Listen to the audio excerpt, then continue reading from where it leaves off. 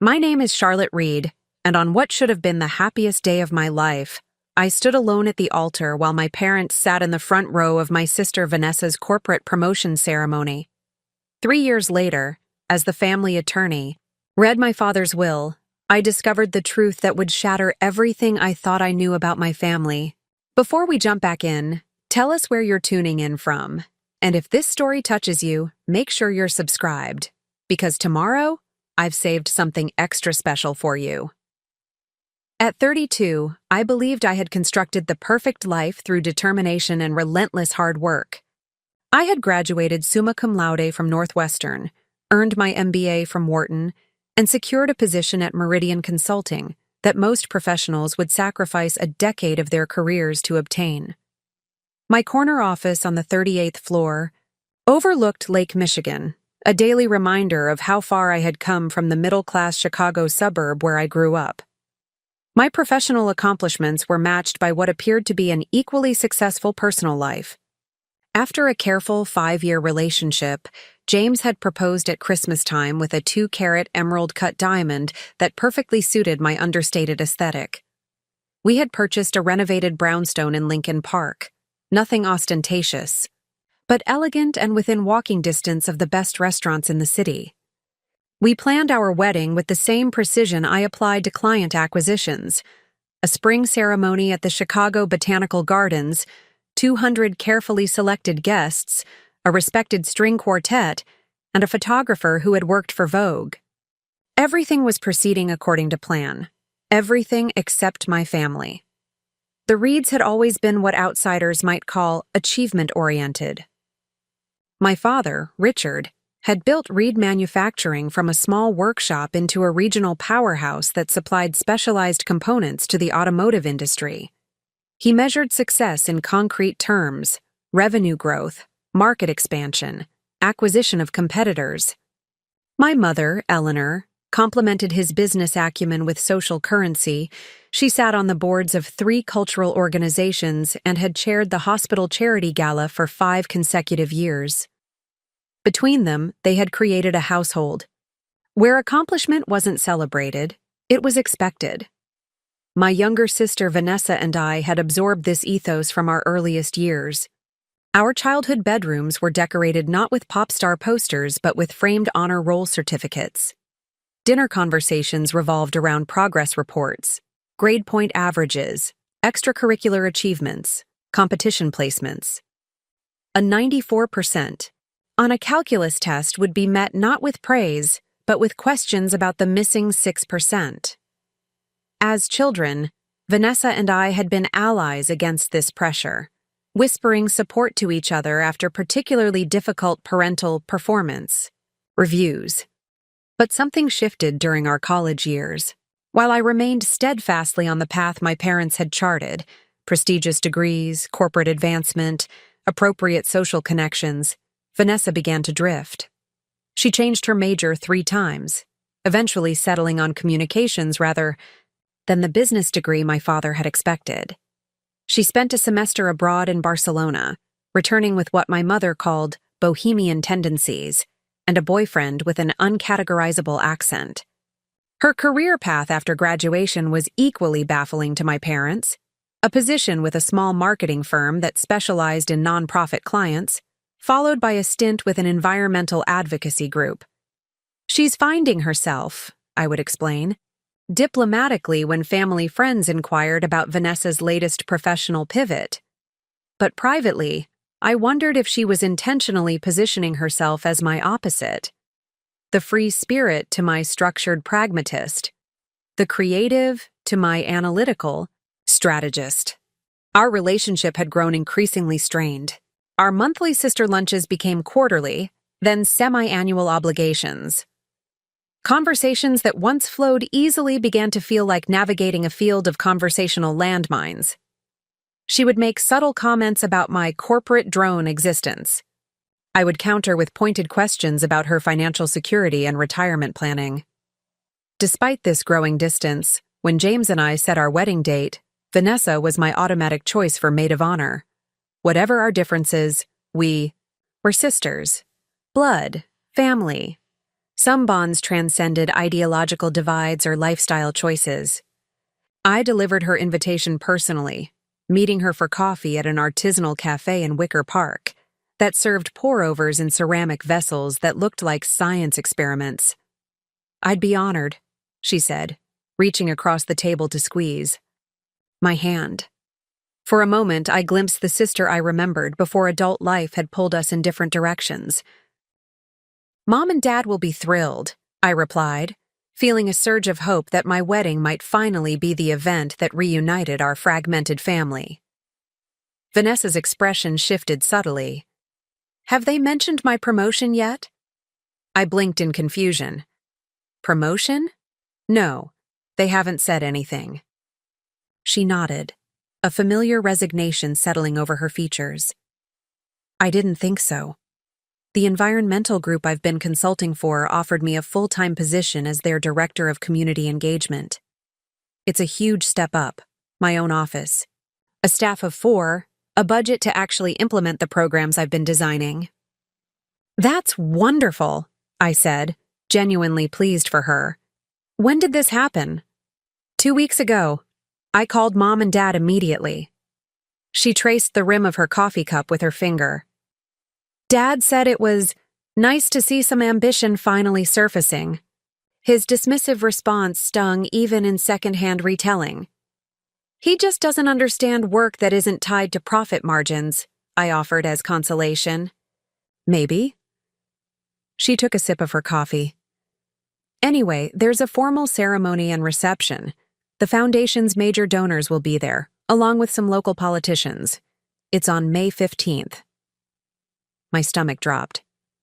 "Vanessa, that's my wedding day." Her eyes widened.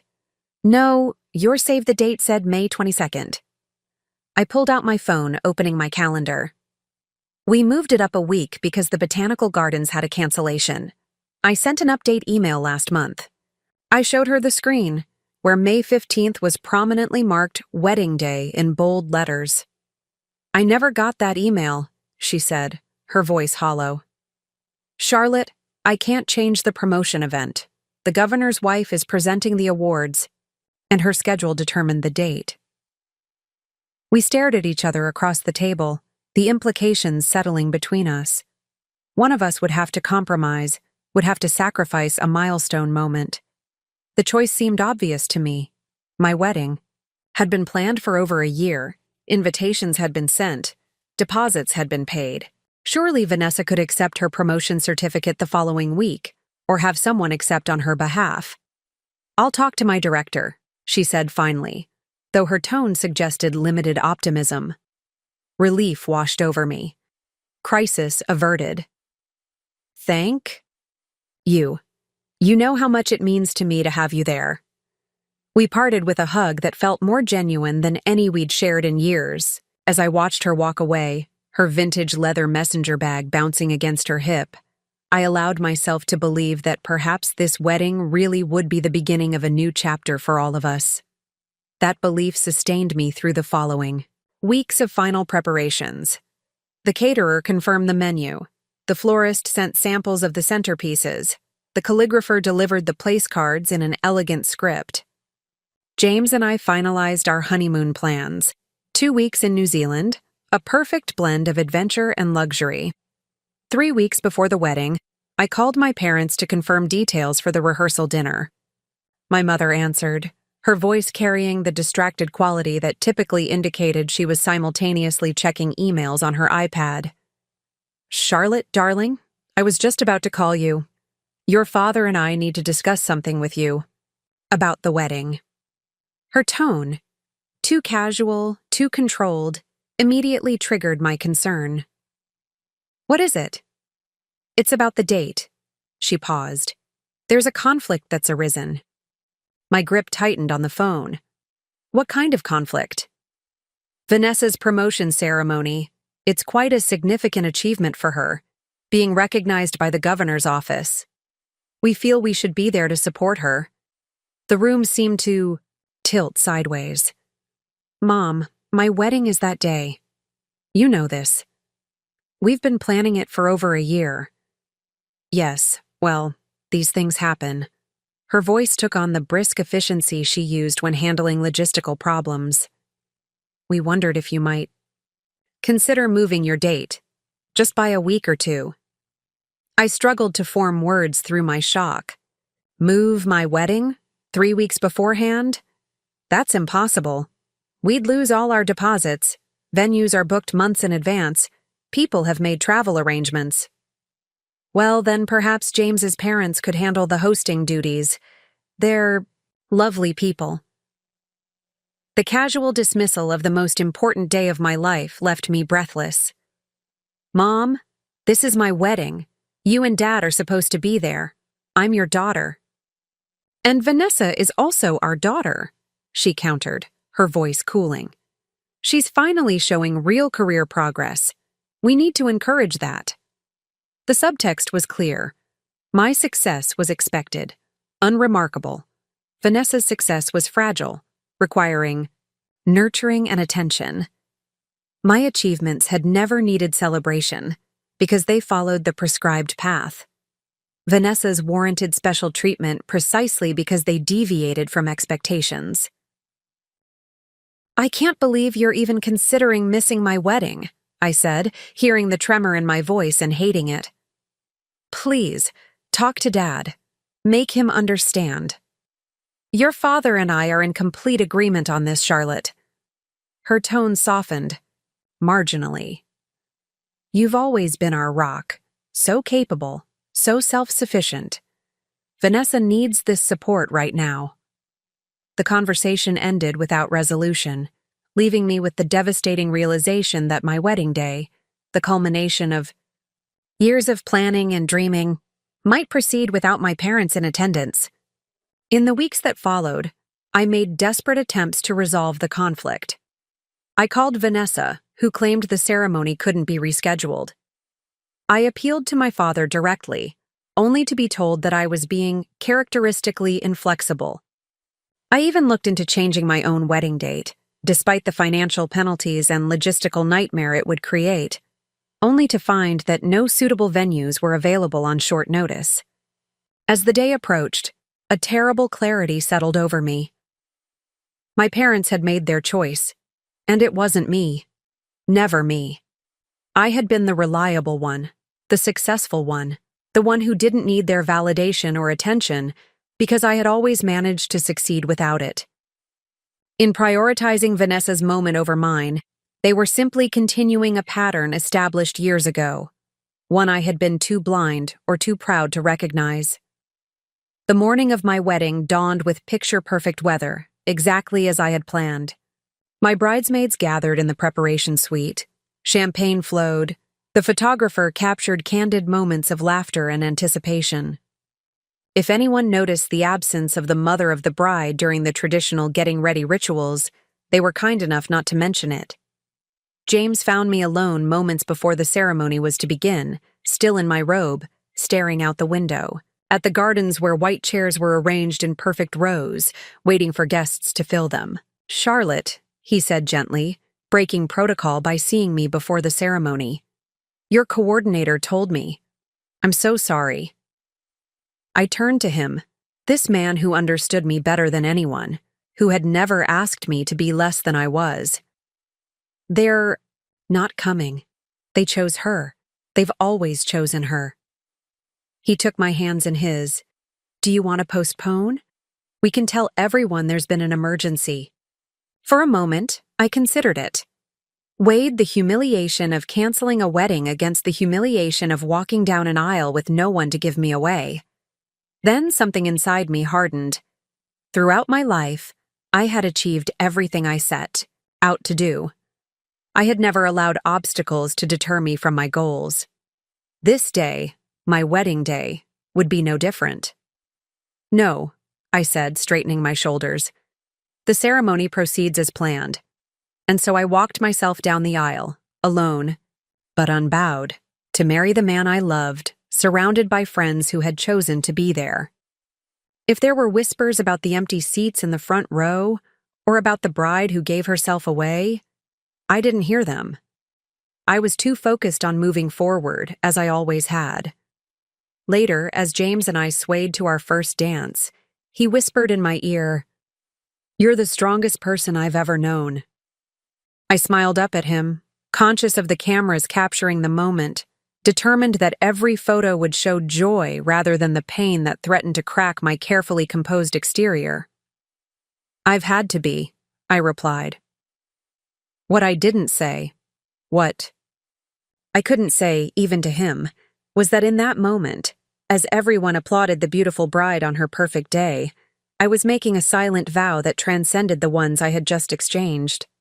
I was promising myself that I would never again arrange my life around earning the approval of people who had repeatedly demonstrated that it could not be earned.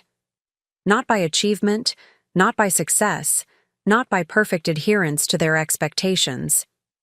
My wedding day marked not just the beginning of my marriage, but the beginning of my emancipation from the need for parental validation that had driven me for 32 years. I just didn't know then how complete that emancipation would eventually become, or the price my parents would ultimately pay for their absence on the day when I needed them most. Preparing and narrating this story took us a lot of time, so if you are enjoying it, subscribe to our channel. It means a lot to us. Now back to the story. The week following our wedding, James and I disappeared into the pristine wilderness of New Zealand's South Island. Cell reception was spotty, internet connections unreliable, exactly as we had planned it.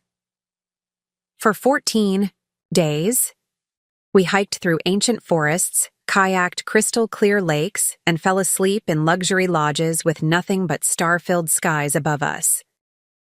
I allowed myself to be fully present in each moment, refusing to let thoughts of my parents' absence contaminate this precious time. It was only on our return flight, somewhere over the Pacific Ocean, that reality began to seep back in. While James slept beside me, I opened my laptop and faced the backlog of emails that had accumulated during our digital detox. Among the work correspondence and congratulatory messages sat an email from my mother, sent 3 days after the wedding. Subject: Checking in Charlotte. I trust your ceremony proceeded smoothly despite our absence. Your father and I hope you understand that our decision was not made lightly. Family support must sometimes be allocated where it is most needed, and Vanessa's career has been in need of encouragement. The governor's wife personally commended Vanessa's work, and several potential donors expressed interest in her programs. It was a breakthrough moment for her, one that might not have happened had we not been present. I'm sure, given your professional success, you can appreciate the importance of such networking opportunities. Your father suggests a family dinner, when your schedule permits, to celebrate both your marriage and Vanessa's achievement. Please let us know when you're available. Love, Mom. I stared at the screen, reading and rereading those carefully composed paragraphs. Not an apology, not even close. Rather, a rationalization wrapped in the thinnest veneer of concern. The familiar ache began to spread through my chest again, that particular pain that came from realizing, yet again, that the love I craved had always been conditional. I closed the laptop without responding. The following Monday, I returned to Meridian Consulting, diving back into the comfortable patterns of my work life.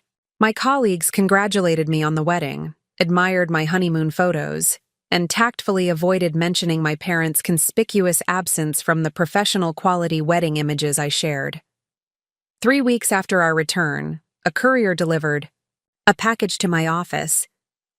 Inside was a crystal vase from Tiffany & Co., accompanied by a card signed by both my parents. A belated wedding gift, no doubt selected by my mother's assistant from an appropriate catalog of suitable items for such occasions. I placed it on a shelf in my office and continued with my day. I didn't call to thank them. I didn't schedule the family dinner they had suggested. When my mother left voicemails, I deleted them without listening. When my father's number appeared on my caller ID, I sent it to voicemail. It wasn't a conscious strategy so much as a visceral response, the instinctive withdrawal of a repeatedly injured animal from the source of its pain. James noticed, of course. "Don't you think you should at least talk to them?" he asked one evening as I declined yet another call from my mother. And say what? I countered, setting down my phone with deliberate calm. Thank you for demonstrating so clearly where I stand in your priorities. I appreciate the confirmation.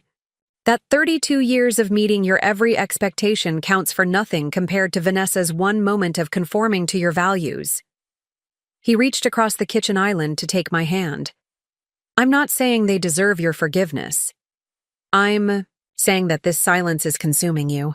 Every call you don't answer, every message you don't return, it's keeping you tethered to the hurt. He was right, but I wasn't ready to acknowledge it. The wound was still too fresh, the betrayal too profound. Instead, I threw myself into work with renewed intensity. I took on additional clients, volunteered for challenging projects, stayed at the office late into the evenings. Success had always been my refuge, the place where I felt confident and in control. Now I clung to it like a life raft in turbulent waters. 6 months after the wedding, Meridian announced a significant restructuring. The changes included a new position, Director of International Strategy, that would oversee the firm's expansion into emerging markets. It was a role that would require extensive travel, diplomatic finesse, and the ability to navigate complex cultural and regulatory landscapes. It was, in short, the exact challenge I needed. I submitted my application, prepared extensively for the interviews, and presented a comprehensive vision for the department's development. 2 weeks later, the CEO called me into his office to offer me the position.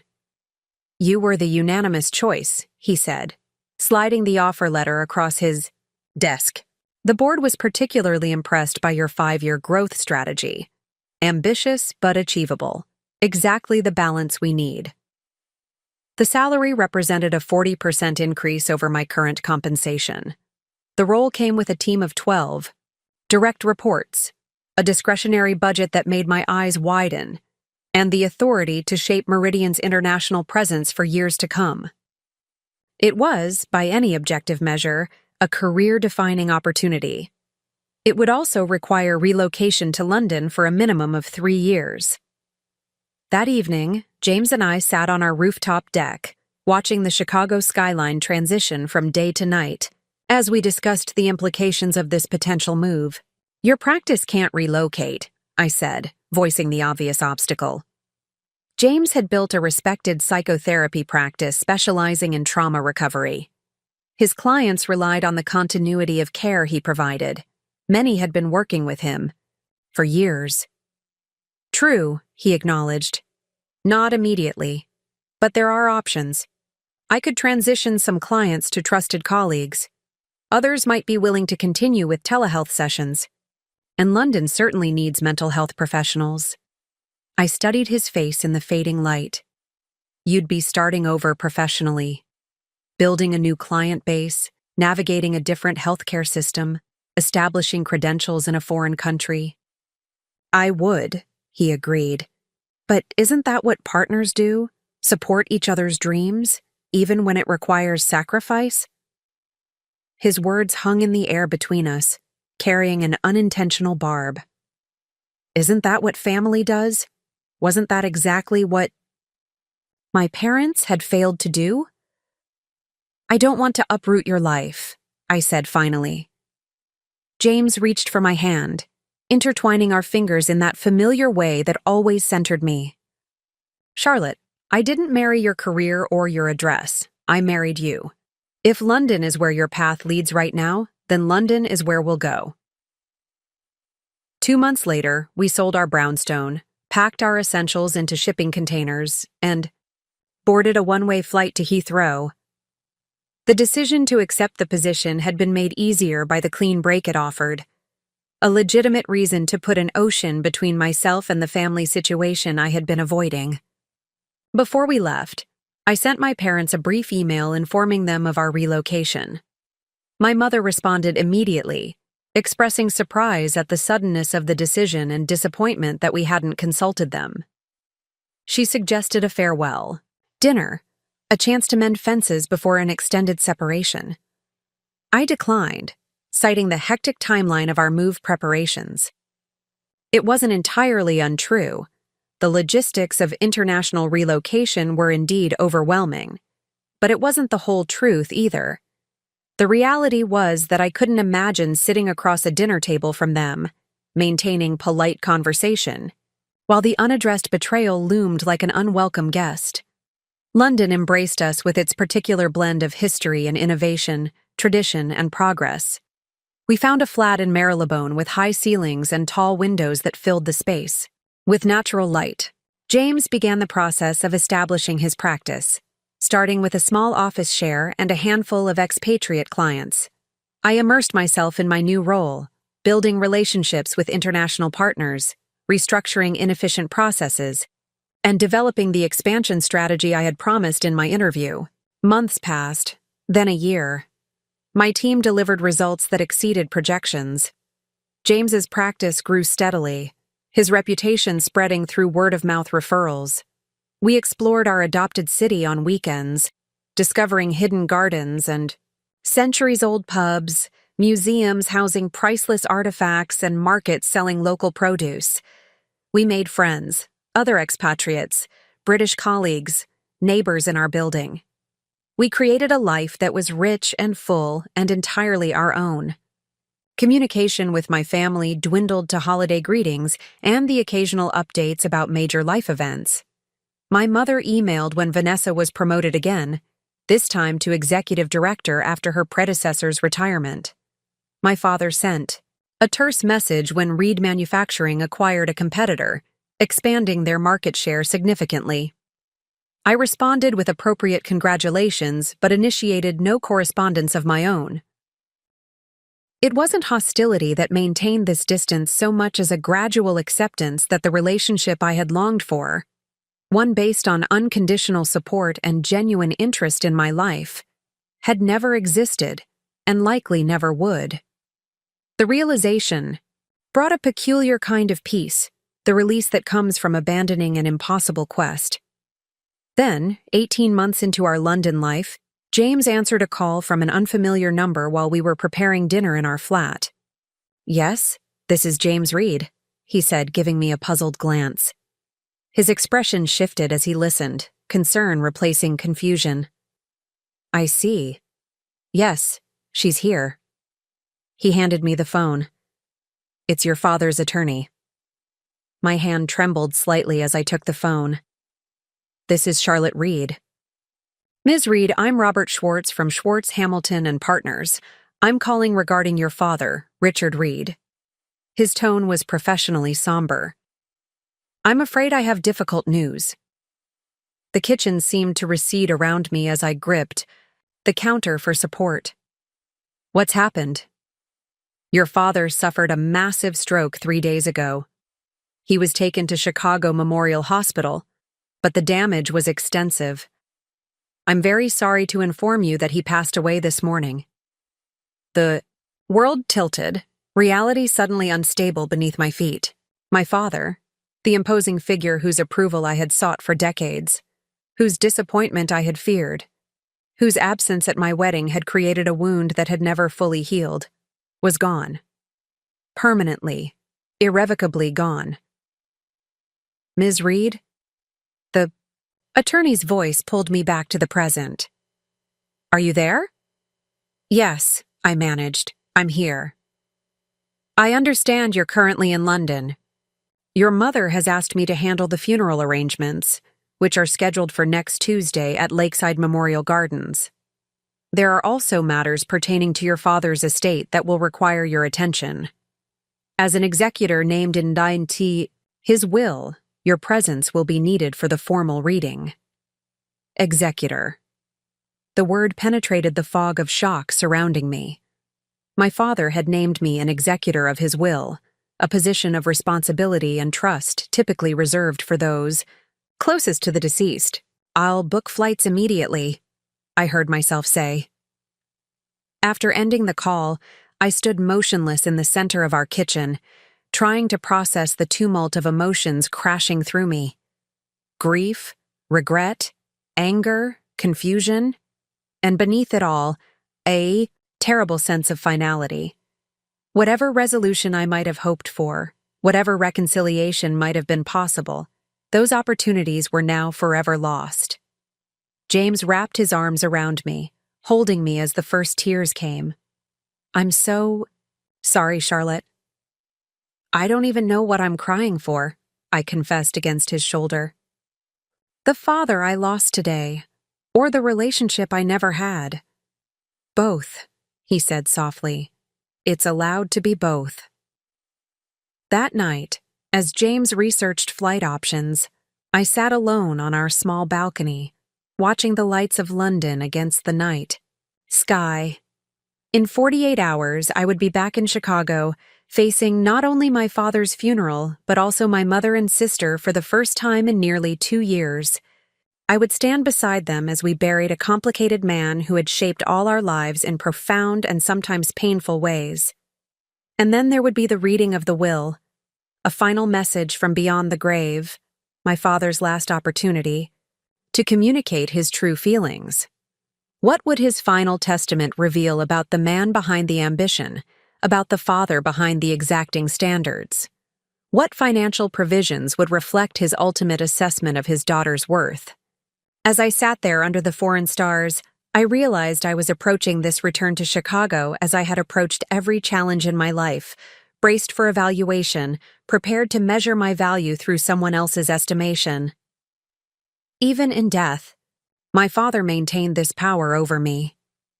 But as the plane carried us across the Atlantic the next day, a new thought began to form. Tentative at first, then gaining clarity and strength.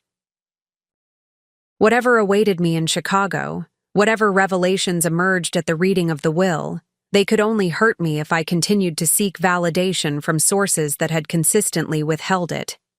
Perhaps, I thought, as the coastline of America came into view below us, it was time to finally fully release that need. Perhaps the greatest inheritance I could claim was not whatever my father had allocated in his will, but the freedom to define my worth on my own terms. This journey home, I realized, might be about more than saying goodbye to my father. It might be about saying goodbye to the daughter who had spent a lifetime seeking a love that always came with conditions attached. My parents skipped my wedding for my sister's promotion. What happened at the reading of the will? Chicago welcomed me back with painful familiarity. The particular quality of light reflecting off Lake Michigan, the architectural silhouettes that had formed the backdrop of my formative years, the precise angle of late afternoon shadows across the downtown streets. All of it struck me with unexpected force, as though the city itself were a memory made physical.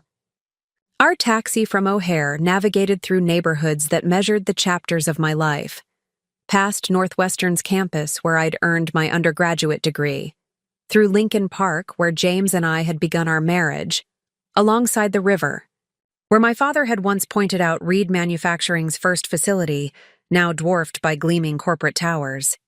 "Where to first?" James asked quietly, his hand covering mine in the back seat. "Your mother's house?" I shook my head. "The hotel. I need time to prepare before seeing them." We had reserved rooms at the peninsula, choosing the neutral territory of a downtown hotel rather than staying at my parents' suburban home. The distance was both physical and symbolic.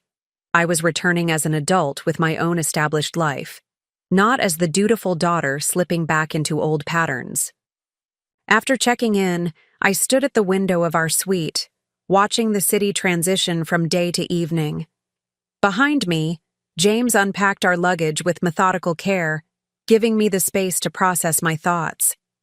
"Your mother called while you were in the shower," he said finally. "She wanted to know if we'd arrived safely." I turned from the window. "What did you tell her?" "That we'd check in with her tomorrow morning before the funeral."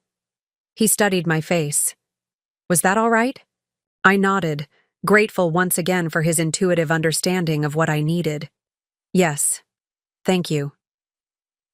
That night, I slept fitfully, dreams blending with memories in disorienting ways. My father appeared as he had been in my childhood, tall and Imposing, his voice carrying that particular tone of assessment that had always made me straighten my posture. In the dream, he was reviewing a report I had prepared, his fountain pen making decisive marks on the pages. "Almost right," he said, the familiar refrain of my youth. But not quite there yet.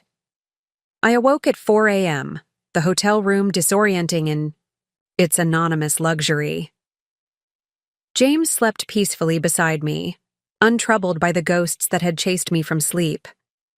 I slipped from the bed and moved to the sitting area, wrapping myself in the plush hotel robe. From my briefcase, I withdrew the folder of documents that the attorney had emailed: funeral arrangements, preliminary estate information, procedural details for the days ahead. My father, ever the efficient businessman, had left detailed instructions for his own death. The funeral service would be brief and non-religious. Former business associates would speak about his professional legacy. The family would host a reception afterward at the Reed family home. The morning of the funeral dawned clear and cool, a perfect Chicago spring day that seemed inappropriate for the occasion. I dressed carefully in a tailored black dress, pearl, earrings and the Cartier watch that had been my gift to myself when I made partner, armor of a sort, reminders of my independent success. "Ready?" James asked, adjusting his tie in the mirror. I met my own reflection behind his. The woman who looked back at me appeared composed, controlled, ready to face whatever the day might bring. Only I could see the uncertainty behind her eyes. "As I'll ever be," I replied. The first test came sooner than expected. As we entered the funeral home's private family room, my mother rose from a settee, Vanessa at her side. In the 20 months since I'd seen her, Eleanor Reed had aged. Visibly, her carefully maintained appearance remained immaculate. Designer mourning clothes, perfectly styled silver hair, makeup applied with professional precision. But grief had carved new lines around her eyes and mouth. "Charlotte," she said, stepping forward with arms extended for an embrace that felt both mandatory and hollow. I allowed the contact without fully returning it. "Mom, I'm sorry about Dad." She held me at arm's length, her assessment as automatic as breathing. "You look well. London clearly agrees with you." "Thank you." I stepped back, creating space for James to offer his condolences. Behind my mother, Vanessa waited, uncertainty evident in her posture. The sisterly connection that had once been instinctive now required conscious navigation. "Vanessa," I said, moving toward her. "How are you holding up?"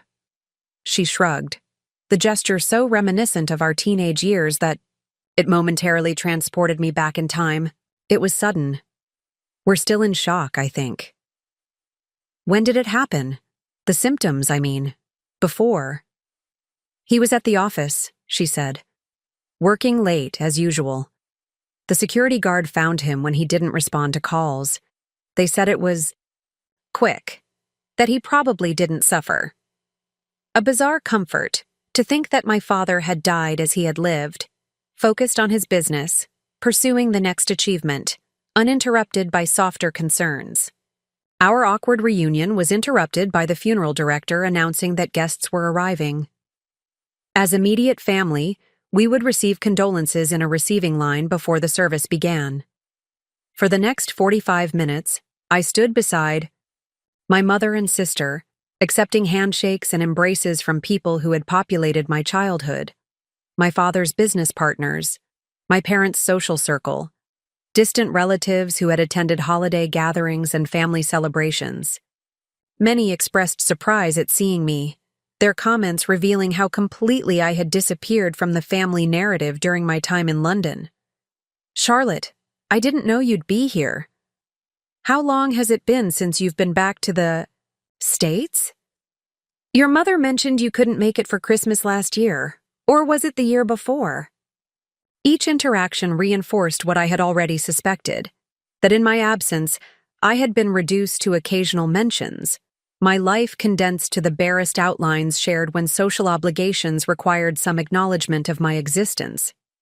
The service itself proceeded exactly as my father would have wanted. The eulogies focused primarily on his business acumen, his vision for reed manufacturing, his contributions to the industry. When personal qualities were mentioned, they were the same ones valued in the corporate world: decisiveness, strategic thinking, unwavering standards. No one spoke of warmth or tenderness, of bedtime stories or fatherly advice, of the kind of love that comes without quarterly performance reviews attached. I listened to these tributes with a growing sense of disconnection, as though they were describing someone I had known professionally, rather than the man who had shaped my earliest understanding of what it meant to be valued. In the pew beside me, James held my hand, a silent anchor to the present as I drifted through memories of the past. The reception at my parents' home, my mother's home now, brought its own challenges. The house remained exactly as I remembered, it from the precisely arranged furniture to the framed achievements hanging in the study. It was a museum dedicated to a particular kind of success, each room curated to display the markers of a life well lived by exacting standards. As I moved through the crowded rooms, accepting condolences and making appropriate small talk, I found myself drawn to the family photographs arranged on the grand piano in the living room. Among them was a portrait taken at Vanessa's college. Graduation, my father standing proudly between his daughters, one arm around each of us, my mother elegant and composed beside him. We were all smiling, a perfect family tableau. What the photograph couldn't show was the conversation that had preceded it, my father's detailed critique of Vanessa's choice of major, his pointed questions about her post-graduation plans, the tension that had threatened to overshadow the celebration until I had skillfully redirected his attention to my own recent promotion. It couldn't capture how I had learned from the earliest age to manage my father's expectations, to shape myself into the daughter he wanted, rather than discover who I might have been without that constant pressure. It's strange to see it all again, isn't it? Vanessa's voice came from behind me, like stepping into a time capsule. I turned to find my sister holding 2 glasses of wine, offering one to me. "Thanks," I said, accepting both the drink and the overture it represented. "And yes, it's disorienting. I keep expecting Dad to come around the corner, asking why we're standing around when there are more productive uses of our time." Vanessa's laugh held genuine amusement tinged with old pain. "Remember how he used to call idle conversation inefficient social exchange? And weekends were potential productivity periods," I added, the shared memory creating a momentary bridge across the distance between us. We sipped our wine in companionable silence, watching the flow of mourners paying respects to my mother, who held court in the center of the room with practiced grace. "She's been different since it happened," Vanessa said, following my gaze. "Quieter, more reflective. I think she's reevaluating a lot of things." "Aren't we all?" I murmured. Vanessa studied me over the rim of her glass. "I heard your division at Meridian exceeded growth targets 3 quarters in a row. Impressive." "News travels," I observed, surprised by her awareness of my professional achievements. "Mom keeps tabs on you through the business press, has a Google alert set up for your name. She clips articles when you're mentioned." The revelation caught me off guard. She never mentioned that in her emails. There's a lot she doesn't mention. Vanessa shifted her weight, hesitating before continuing. "Look, Charlotte, about the wedding." I raised a hand to stop her. "It's in the past." "No, I need to say this." Her eyes, so similar to my own, held a determination I recognized. I should have pushed back harder about the ceremony date, should have found a way to reschedule the promotion event. I knew how important your wedding was, and I let my own needs take priority. The apology, unexpected and unqualified, momentarily left me speechless. "I was jealous," she continued when I didn't respond. "Your whole life, You've been the standard I couldn't live up to, the perfect daughter who checked every box on Dad's success list. I finally had something that made them proud, that made them see me as valuable in the ways they understood value. And I wanted that moment. Needed it, maybe. Her candor deserved equal honesty in return. I never saw it that way, I admitted. From my perspective, you were the one who got their attention, their concern. I was left to succeed on my own because they knew I could, while you received support precisely because they worried you wouldn't. Vanessa's eyes widened slightly. That's not how it felt on my end. I'm beginning to think none of us experienced the same family, even though we lived in the same house. A small smile touched her lips. Subjective reality at its finest. The moment of connection was interrupted by the approach of my mother's closest friend, Barbara Hamilton, elegant. In understated black, her sympathy practiced and perfect. Charlotte, darling, how wonderful that you could make it back for your father. She air-kissed both my cheeks. Eleanor has been so worried about you, all alone in London. I'm hardly alone, I corrected gently. James is with me, and we have a full life there. Barbara waved this away as inconsequential. Well, perhaps this will bring you back more permanently. Families should be together, especially in times of loss. Before I could respond, she had moved on to Vanessa, dispensing more well-intentioned platitudes about family bonds and support systems. I caught my sister's eye over Barbara's shoulder, the shared look of exasperated understanding, another small bridge between us. As the afternoon wore on, the crowd gradually thinned. James found me in a quiet corner of the dining room, where I had retreated to collect myself. "How are you holding up?" he asked, his voice low and private. "Better than expected," I replied truthfully. "It feels not real yet, like I'm playing a part in someone else's drama." He nodded, understanding as always. "Your mother mentioned that the attorney will be here tomorrow morning at 10 for the reading of the will. She's asked if we'd stay at the house tonight." I tensed at the suggestion. "I'd rather go back to the hotel." "I thought you might say that." His smile held no judgment. "I already told her we have early calls to make given the time difference with London, but that we'll be here promptly at 9:30 tomorrow." Relief softened my shoulders. "Thank you." We made our goodbyes shortly after, promising to return the next morning. My mother embraced me again, this one feeling marginally more genuine than our earlier exchange. "We have much to discuss tomorrow," she said, an uncharacteristic uncertainty in her tone. "After the legal matters are settled." I nodded noncommittally. "We'll see you in the morning." The drive back to the hotel passed in contemplative silence, both James and I lost in our own thoughts. It wasn't until we were back in our suite, the formal constraints of the day finally lifted, that I allowed myself to fully process the emotions that had been building since our arrival. "It was strange," I said, removing my earrings and placing them carefully on the dresser. Standing there while people praised him, hearing all these tributes to his business genius, his leadership, his legacy. It was like they were talking about a corporate entity, not a father. James loosened his tie, watching me in the mirror. "What would you have said about him if you'd been asked to speak?" The question stopped me. What would I have said? What truth could I have offered about Richard Reed as a father, as a man who had shaped my understanding of love and worth? "I don't know," I admitted. "That he taught me the value of excellence? That he showed me how to set ambitious goals and exceed them? That he prepared me for a world that rewards achievement and has little patience for vulnerability?"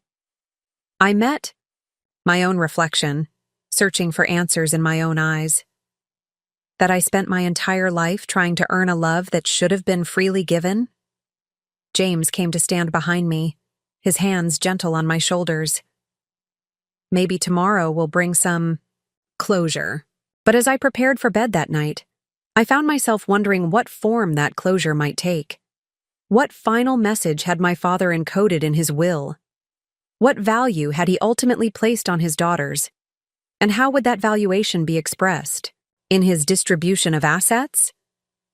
Moreover, what did I hope to receive? Was it financial security I sought? Or something less tangible but far more valuable? Some posthumous acknowledgement of my worth beyond my productivity? Some evidence that, in the end, he had seen me as more than the sum of my achievements? As I drifted toward sleep, I recognized the familiar pattern emerging. Still seeking validation, still hoping for approval, still measuring my value through someone else's assessment. Even from beyond the grave, my father maintained this hold. On me, this power to determine my worth through his judgment. Tomorrow, I thought, as consciousness began to fade, would be my opportunity to finally break that pattern.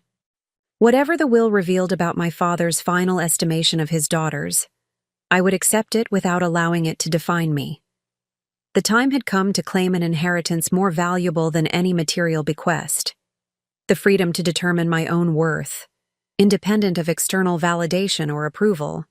With that resolution firmly in mind, I finally surrendered to sleep, preparing in dreams for the reckoning that awaited with the morning light.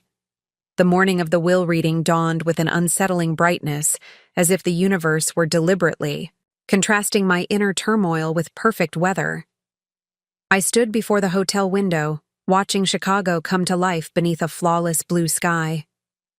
The city moved with familiar rhythms, oblivious to how this day would reshape my understanding of family, legacy, and self-worth. "Are you ready for this?" James asked, adjusting his tie in the mirror behind me. The question carried layers of meaning beyond the obvious. Was I ready to face my mother and sister in the formal setting of a will reading? Was I prepared for whatever financial decisions my father had encoded in his final testament? Most importantly, was I ready to receive his last communication without allowing it to define me? "As ready as I'll ever be," I replied, smoothing my charcoal gray suit, a deliberate choice that projected confidence and composure.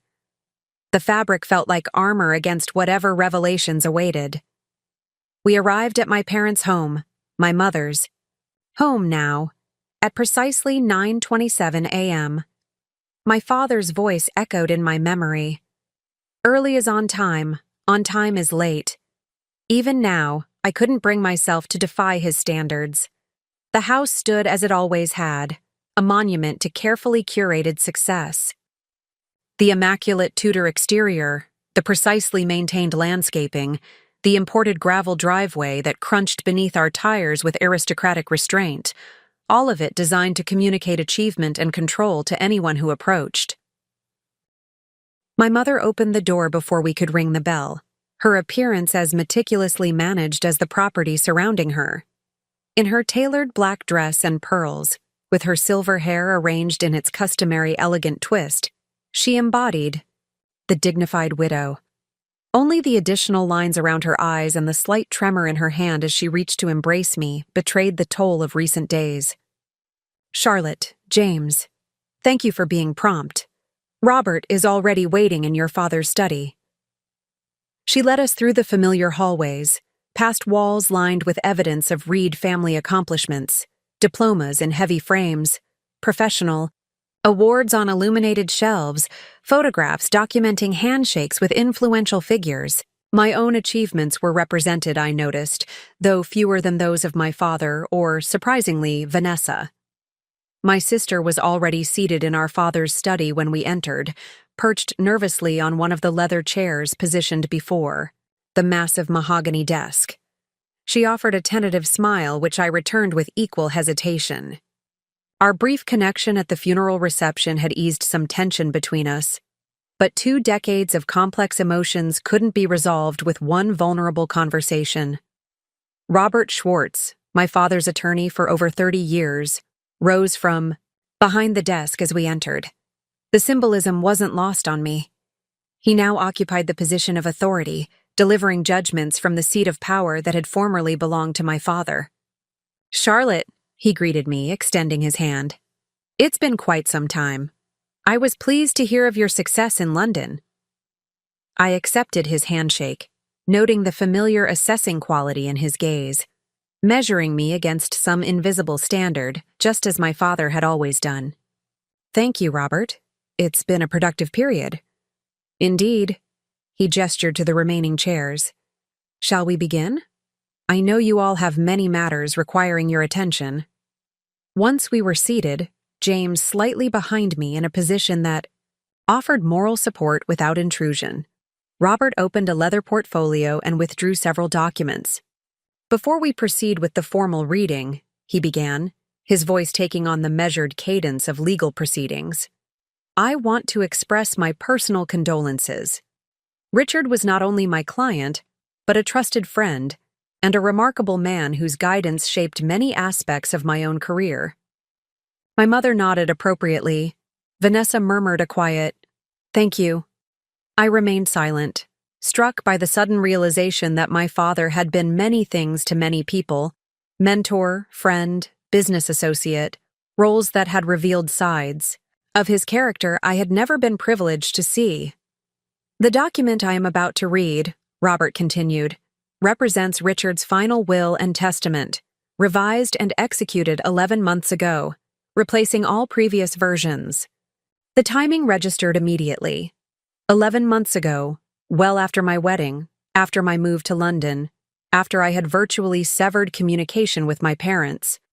Whatever was contained in this document represented my father's final assessment of his daughters, made during a period of estrangement. I, Richard William Reed, being of sound mind and memory, do hereby make, publish, and declare this to be my last will and testament, hereby revoking any and all wills and codicils previously made by me. Robert moved through the standard legal preamble with practiced efficiency. Appointment of executors, my mother and surprisingly myself, provisions for the payment of debts, tax considerations, all delivered in the precise language of legal documents that transformed life's most emotional moments into orderly transactions. Then came the specific bequests.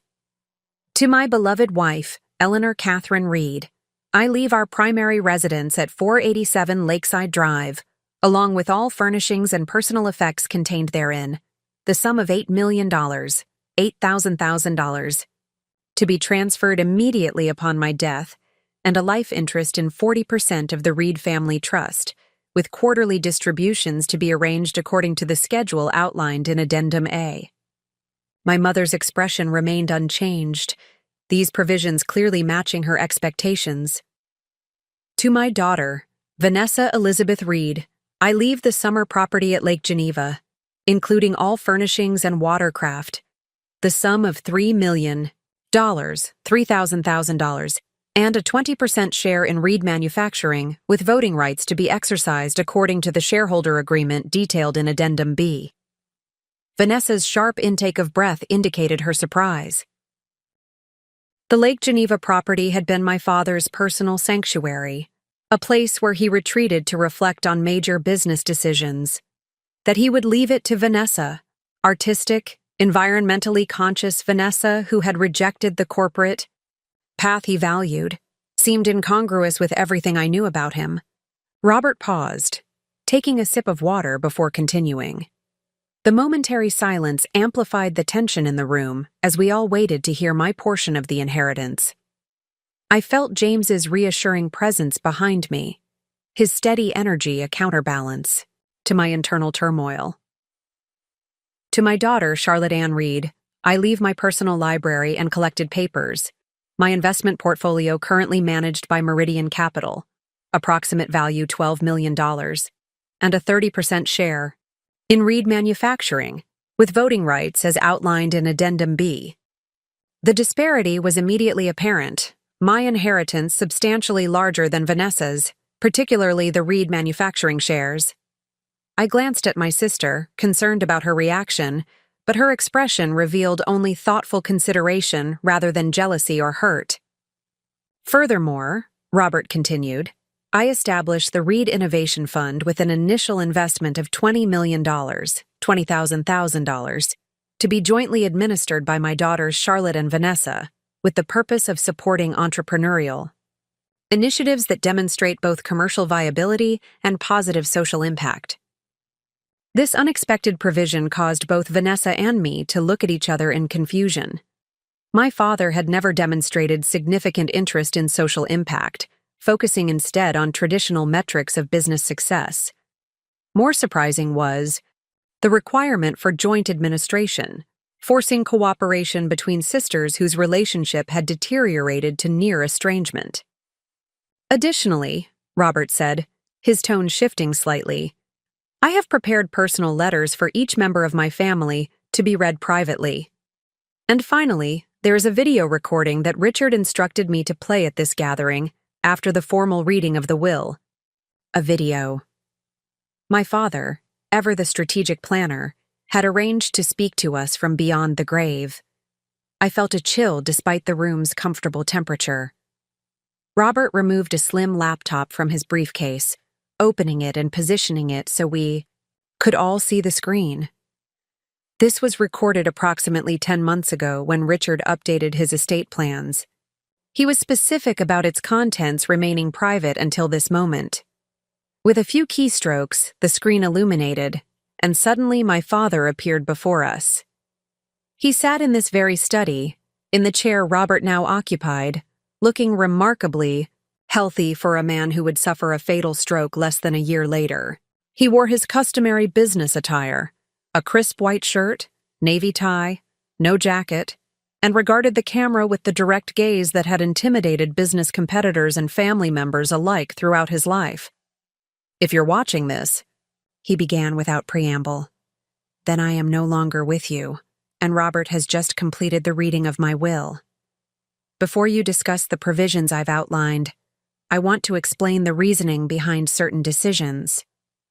He paused, seeming to gather his thoughts, an uncharacteristic hesitation from a man who had always projected absolute certainty.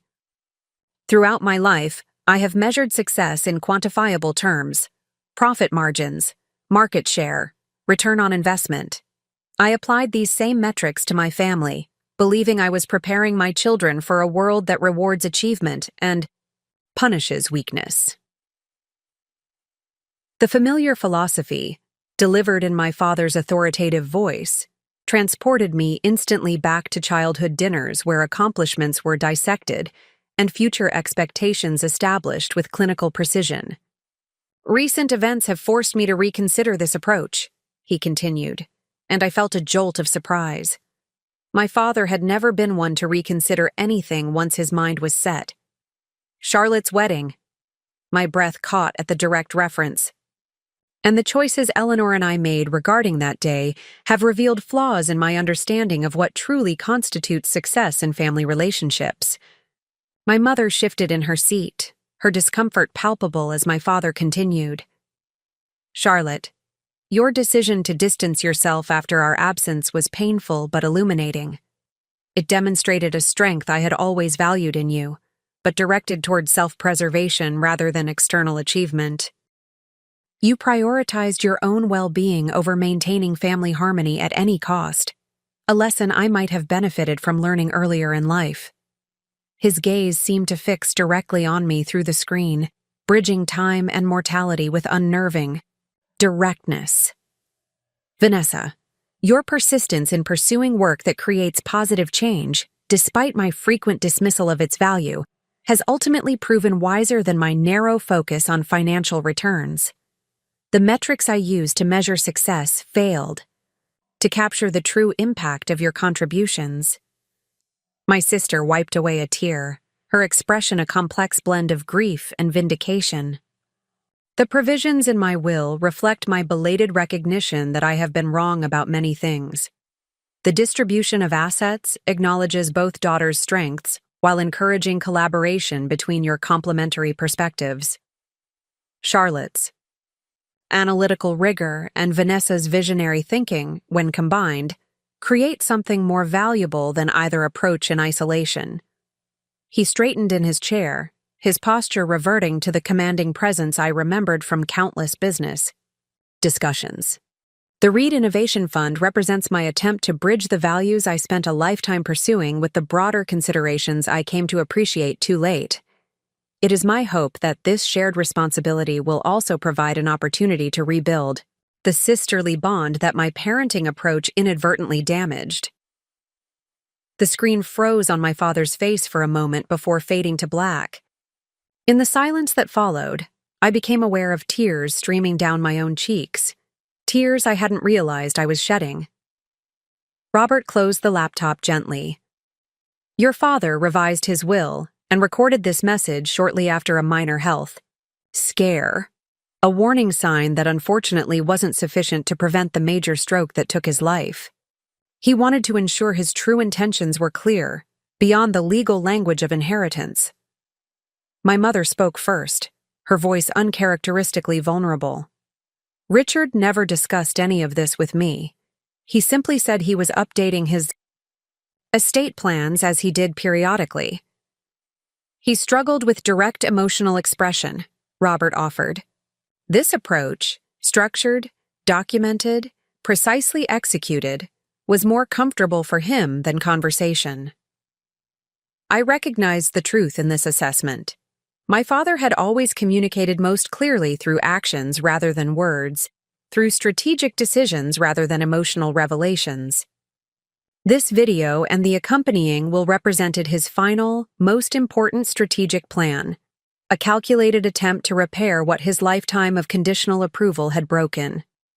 As I looked around the study, I saw my father's legacy embodied in the people gathered there, my mother, whose partnership had been based on shared values of achievement and social position, my sister, whose rejection of those values had eventually earned reluctant respect, myself, who had excelled by his metrics while sacrificing authentic connection, and James, representing the different path I had begun to forge in London. The inheritance outlined in the will was substantial by any objective measure, but the true bequest, the recognition, however belated, that his definition of success had been fundamentally flawed, was far more valuable than any financial provision. For the first time since entering the house that morning, I felt the constriction in my chest begin to ease.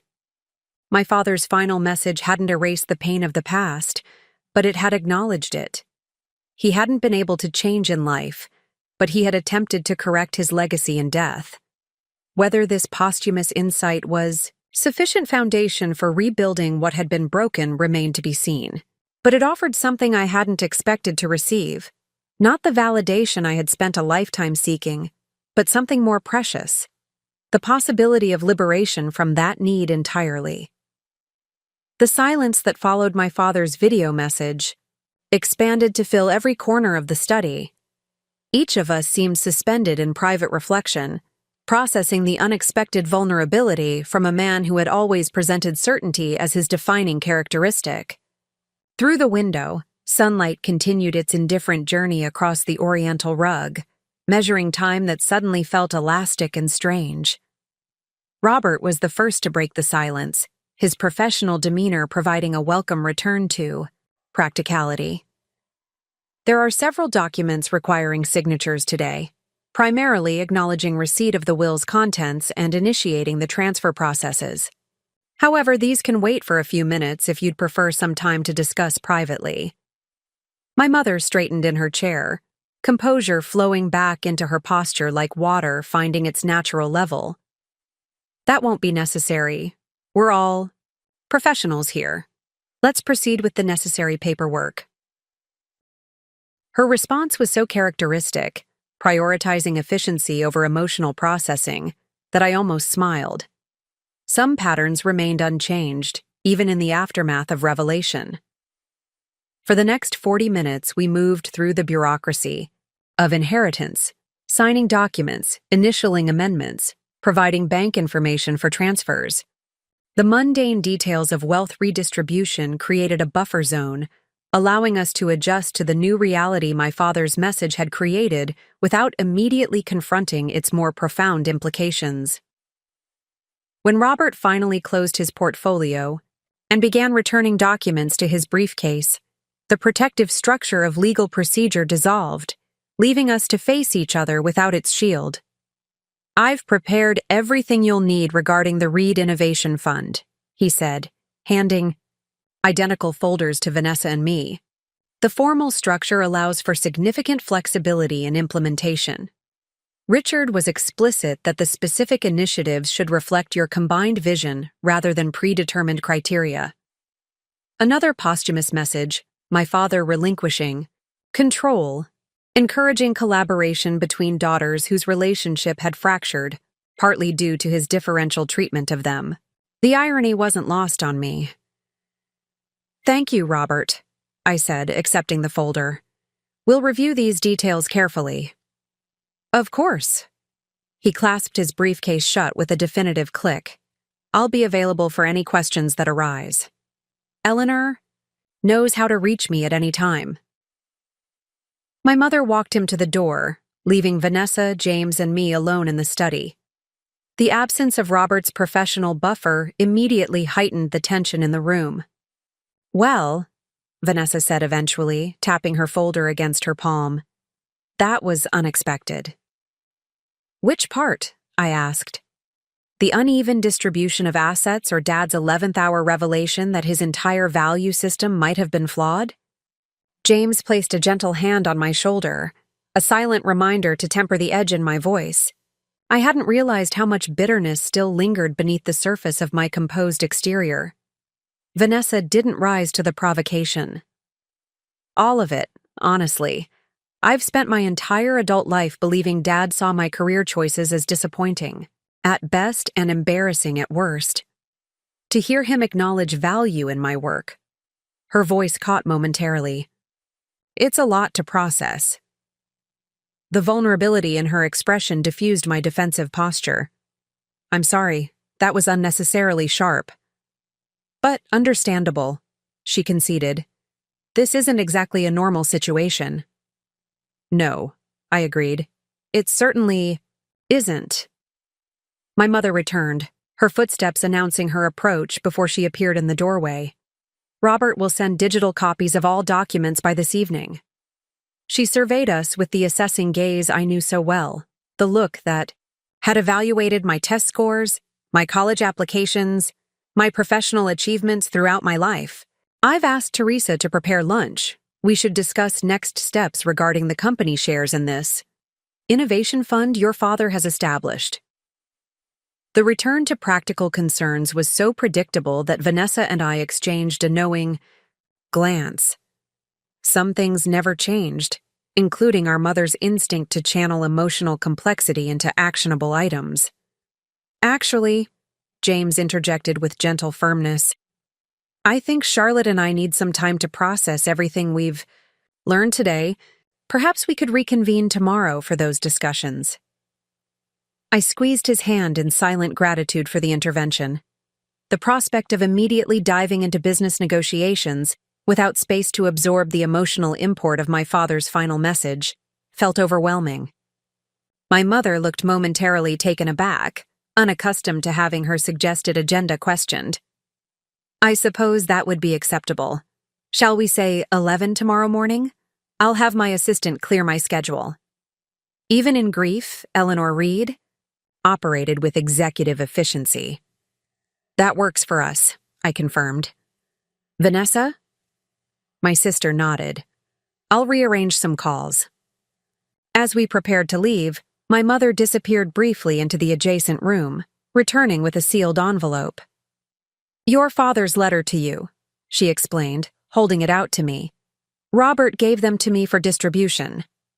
I accepted the envelope, noting my name written in my father's distinctive handwriting, precise capital letters, slightly angled to the right, executed with the fountain pen he had carried throughout his professional life.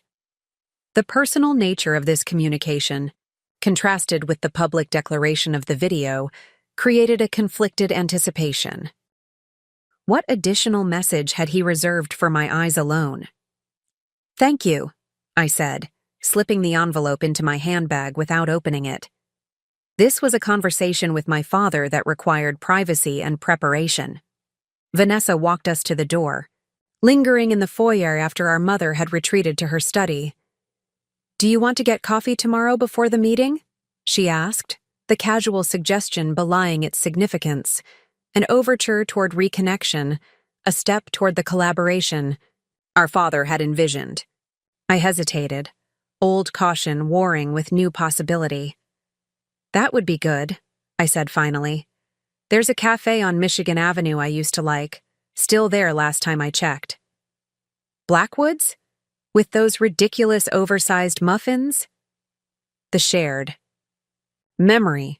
Countless Saturday mornings during our college years, comparing notes on classes and boyfriends over coffee and baked goods, created an unexpected bridge across the years of distance.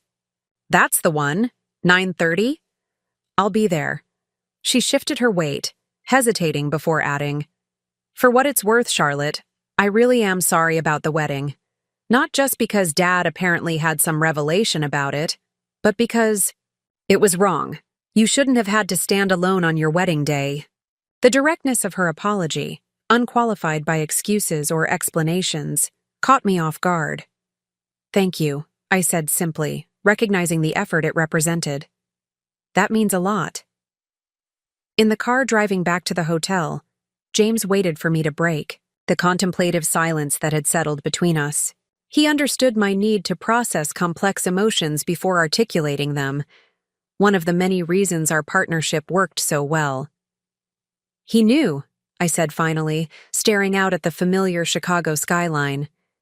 "He knew they had hurt me, knew the damage their absence had caused, not just to my wedding day, but to my fundamental sense of value in their eyes." "Yes," James agreed quietly. He knew. But he couldn't say it to my face, couldn't pick up the phone, couldn't write an email, couldn't make any attempt to repair things while he was alive. He had to orchestrate this elaborate posthumous revelation instead. "Some people can only face certain truths when they know they won't have to deal with the aftermath," James observed. "Your father strikes me as someone who found vulnerability extremely difficult." I laughed without humor. "That's an understatement. In the Reed household, emotional needs were treated as weaknesses to be overcome, not legitimate aspects of human experience." And yet, James noted, his final message was essentially emotional. He was trying, in his way, to acknowledge what he'd come to understand. It wasn't perfect, but it was something. Something. Yes, that was the heart of it. Not everything I might have wanted. Not the father who could express unconditional love directly. Not the parents who would prioritize my milestone moments over practical considerations. But something. An acknowledgement, however belated, that their choices had consequences. A recognition, however posthumous, that their value system had been flawed. Was it enough? Could any deathbed revelation, or post-deathbed in this case, truly compensate for decades of conditional approval and emotional absence? Back in our hotel suite, I placed my father's unopened letter on the desk and stood looking out at the city spread below us. Chicago had been the backdrop for the formative chapters of my life, my education, my early career, my engagement to James. Now it was the setting for this unexpected epilogue to my relationship with my father, a coda composed in his absence. "Are you going to read it?" James asked, gesturing toward the letter. "Not yet," I decided. "I need to sit with everything we learned today first. The letter isn't going anywhere." He nodded, understanding as always. "What about tomorrow?" "Coffee with Vanessa, then the business meeting with your mother. Are you ready for that?" It was a valid question. For nearly 2 years, I had maintained careful distance from my family, protecting myself from further disappointment by limiting contact to the most basic exchanges. Now I was contemplating not only renewed personal connection, but also a business partnership that would require ongoing collaboration. "I don't know," I admitted. "Part of me wants to sign whatever documents are necessary to collect my inheritance, and get back on a plane to London without entangling myself in any Reed family dynamics again. The Innovation Fund is the complication." Because it forces you to work with Vanessa? Partly that, but also because it represents something my father apparently came to value at the end of his life: the integration of profit and social impact. If I dismiss it as too complicated, or too entangling, am I also dismissing that evolution in his thinking? James considered this, giving the question the serious reflection it deserved. Maybe there's a middle path. You could establish the fund with Vanessa as your father wished, set up governance structures that allow for some distance in daily operations, and still honor both his intention and your need for boundaries. The suggestion offered a glimpse of possibility, a way to respect my father's final wishes without sacrificing the independent life I had built. I reached for the hotel notepad and began jotting ideas, the familiar action of strategic planning providing comfort amid emotional uncertainty. As evening fell, we ordered room service rather than venture out into the city. Neither of us felt prepared for the inevitable encounters with former colleagues or family friends that dining in downtown Chicago would entail. The questions would be predictable. How long are you in town? When are you moving back?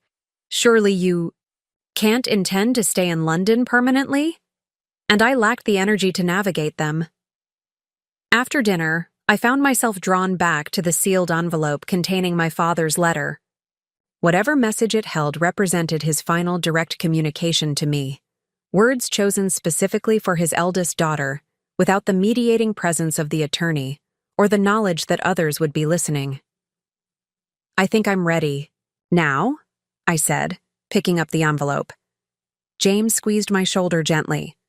"Do you want privacy?" I shook my head. "No. Stay."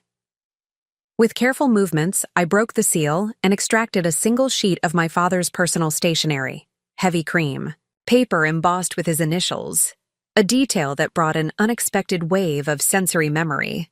The sight of his handwriting, the same authoritative script that had marked my childhood report cards with notes about areas for improvement, caused my heart to beat faster.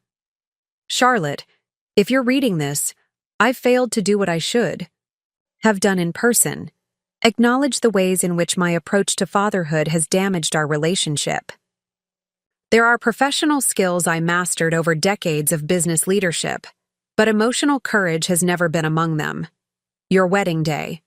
I made the wrong choice. Not a strategic miscalculation or a logical error, but a moral failing. In prioritizing Vanessa's professional recognition over your marriage ceremony, I validated your lifelong suspicion that achievement was the only currency of value in my eyes, that you needed to earn what should have been freely given, a father's support on a day of profound significance. The truth, which I've never adequately expressed, is that my expectations for you were higher precisely because your capabilities were so extraordinary. You seemed so self-sufficient, so naturally aligned with the values I understood, that I failed to recognize how this apparent alignment came at great personal cost to you. The distance you've maintained since that day represents healthy boundaries that I should respect, not breach. This letter is not an attempt to erase that boundary, but to acknowledge its legitimacy. You were right to protect yourself from a family dynamic that consistently undervalued your emotional needs while benefiting from your practical contributions. The financial provisions in my will reflect my recognition of your business acumen and strategic thinking. The Innovation Fund, however, represents something different, an opportunity, should you choose to accept it, to collaborate with your sister in creating something that neither of you could build alone. Whatever you decide, know that my final understanding, too late in coming, was that you were always enough, exactly as you were. The achievements were impressive, but unnecessary to earn what should have been unconditional. Your father, Richard Reed.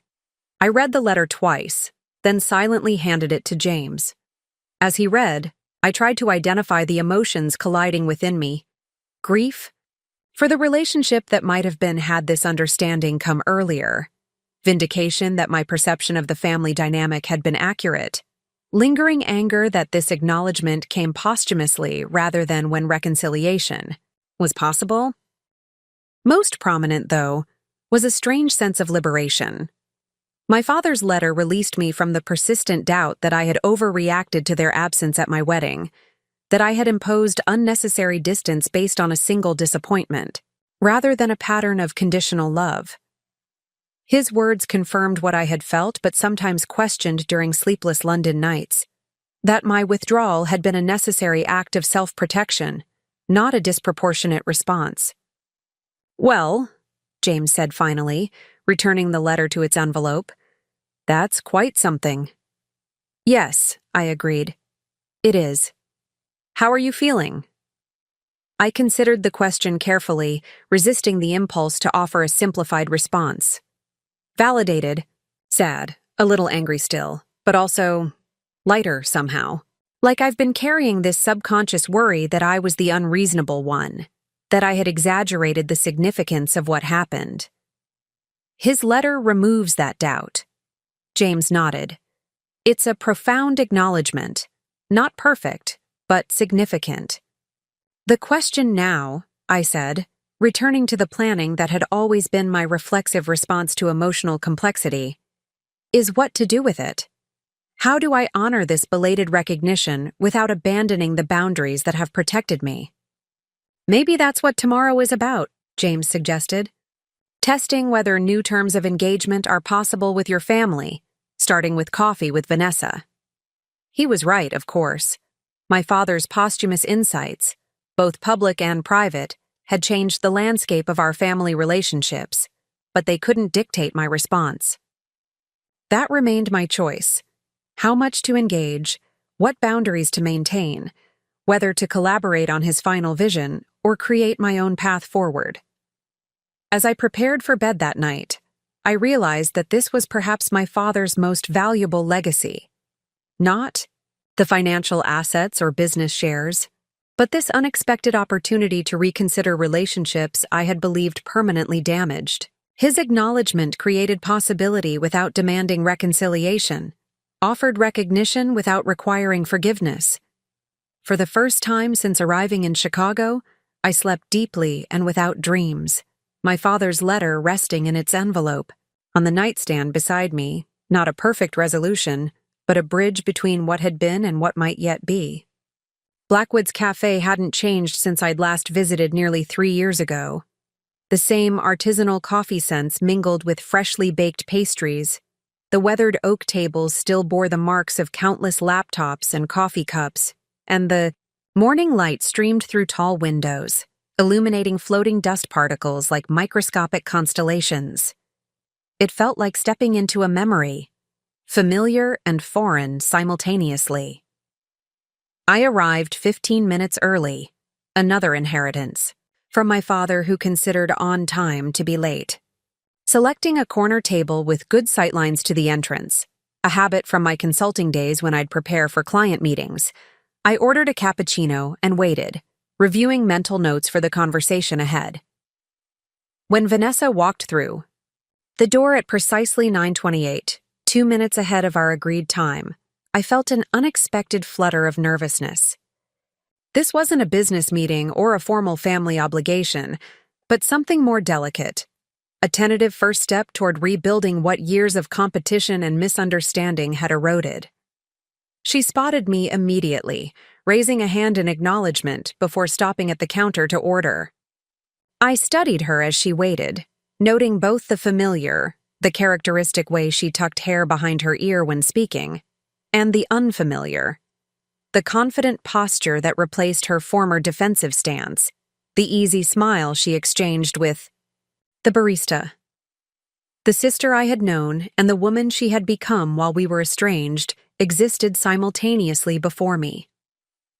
"They still make those ridiculous muffins," she said by way of greeting, sliding into the chair opposite mine with a blueberry, creation that resembled a small planet. "Some things never change."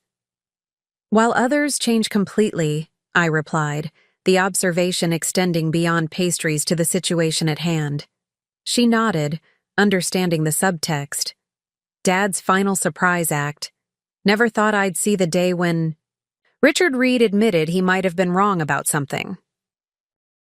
"Let alone everything," I added, which drew a small laugh from her. We sipped our coffee in momentary silence, the awkwardness of our new circumstances settling around us. For decades, we had operated within the familiar framework of our family dynamic. Vanessa, the creative rebel, me, the achievement-oriented perfectionist, both of us competing for different forms of parental attention. Now that framework had been not only acknowledged as flawed, but posthumously dismantled by its primary architect. "Did you read your letter?" Vanessa asked finally, breaking the silence with characteristic directness. I nodded. "Last night. You?" "As soon as I got home yesterday."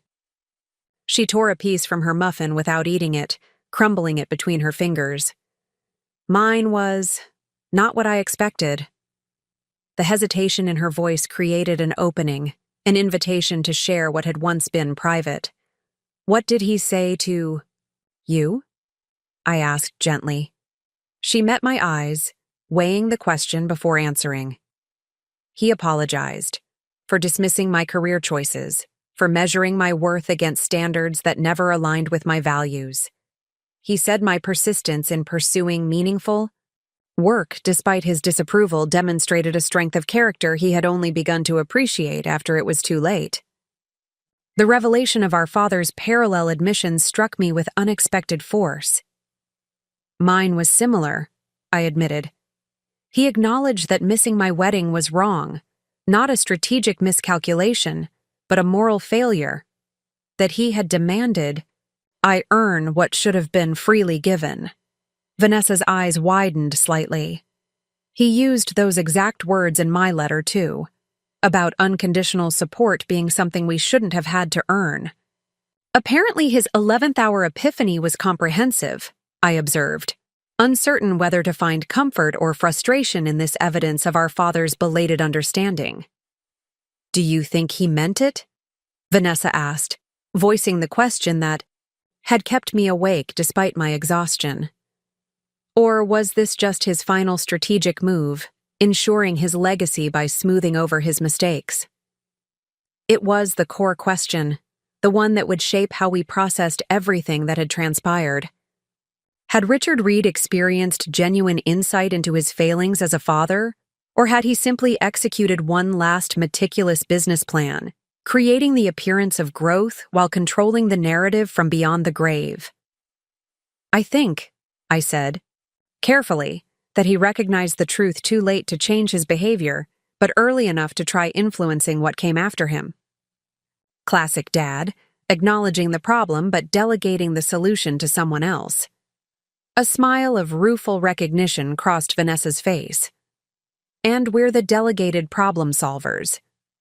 "Via the Innovation Fund," I agreed. $20 million, requiring us to collaboratively determine how best to blend profit motives with social impact. A reconciliation of our different value systems packaged as a business opportunity. "His final performance evaluation," Vanessa suggested, only half joking. The familiar framing, life as a series of assessments to be passed or failed, triggered something in me, a sudden resistance to perpetuating the mindset that had constrained us both for so long. "What if we refused to see it that way?" I proposed, surprising myself with the direction of my thoughts. What if, instead of approaching this as another test to pass or fail, we viewed it as an opportunity to define success on our own terms? Vanessa studied me with new interest. "You mean take the money but reject the implied obligation?" "Not exactly. More like, honor the intention while refusing to be bound by the dysfunctional patterns that shaped our family. We can create something meaningful without needing to prove ourselves worthy of the inheritance." As I articulated this perspective, I felt something shifting inside me, a loosening of the rigid framework that had structured my understanding of worth and achievement since childhood. The revelation felt simultaneously frightening and liberating. "That's not the Charlotte Reed approach I remember," Vanessa observed, curiosity replacing caution in her expression. "London has changed me," I admitted. Or perhaps more accurately, distance from the family dynamic has changed me. There's tremendous freedom in building a life where your value isn't constantly measured against impossible standards. Vanessa nodded slowly. I've experienced something similar these past few years at the foundation, working with people who value impact over status, collaboration over competition. It's been healing in ways I hadn't expected. The genuine connection in this exchange, the most authentic conversation we'd had in years, created an opening for the question that had been forming since yesterday's revelation. Do you think we could do it? I asked. Work together on this. Fund without falling back into old patterns? Create something that honors the best of what each of us brings rather than pitting those differences against each other? Vanessa considered this seriously, her analytical side. The part of her, most similar to me, though she'd rarely acknowledge it, visibly processing the complexities involved. It would require deliberate effort, she said finally, conscious awareness of those patterns so we could interrupt them, clear communication about triggers and boundaries, probably some external support structures. She smiled slightly. Fortunately, your husband is a therapist. The gentle teasing surprised a laugh from me. I'm not sure James would appreciate being volunteered as the Reed sisters' family systems counselor. Fair point, she conceded. But the sentiment stands. We'd need help navigating this. Neither of us had healthy models for resolving conflict or collaborating as equals. The pragmatic assessment, neither overly optimistic nor defeatist, resonated with my own thinking. We could start small, I suggested. Define the governance structure and basic parameters together. Bring in trusted advisors for specific elements. Create mechanisms for addressing disagreements before they escalate. Build the infrastructure before testing it with high stakes. Decisions, Vanessa translated, her project management experience evident in the framing. Exactly. As we discussed potential approaches, I felt an unexpected sense of possibility emerging. The Innovation Fund, my father's final strategic initiative, could become something neither he nor we had initially envisioned. Not just a vehicle for financial and social impact, but a framework for healing the relationship his parenting approach had damaged.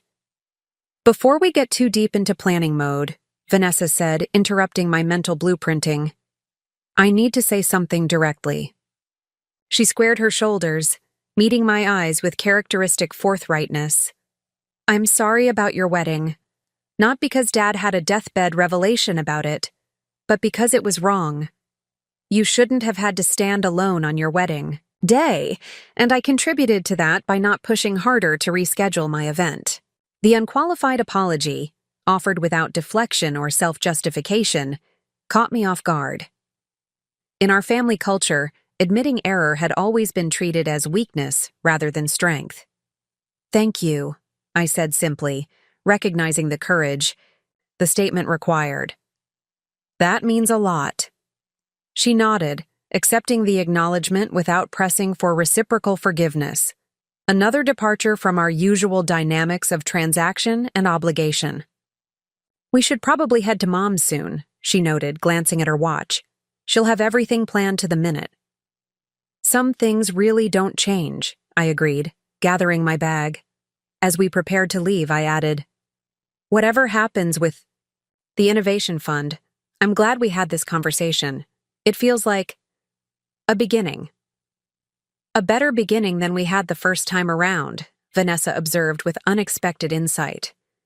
Back then, we were competitors by default, positioned that way by circumstances beyond our control. Now we're making a conscious choice about what kind of relationship we want to build. Her framing struck me as profoundly true. For all his strategic brilliance, our father had failed to recognize how his approach to parenting had created unnecessary competition between sisters who might otherwise have been natural allies. Now, with that framework exposed and dismantled, we had the opportunity to discover what might be possible between us. The walk to our mother's house took us through familiar neighborhoods, past landmarks that had shaped our early lives, the park where we'd played as children, the library where I'd spent countless hours preparing for academic competitions, the ice cream shop where we'd celebrated Vanessa's first art award. Each location held memories of both connection and separation, reminders of a shared history experienced through divergent perspectives. "Do you think Mom knew?" Vanessa asked as we turned onto Lakeside Drive. "About Dad's change of heart, I mean." I considered the question, remembering my mother's surprised reaction to the video message. "No. I think this was something he kept to himself until the end. Typical. Dad, processing internally rather than risking a vulnerable conversation." "Poor Mom," Vanessa said with unexpected compassion.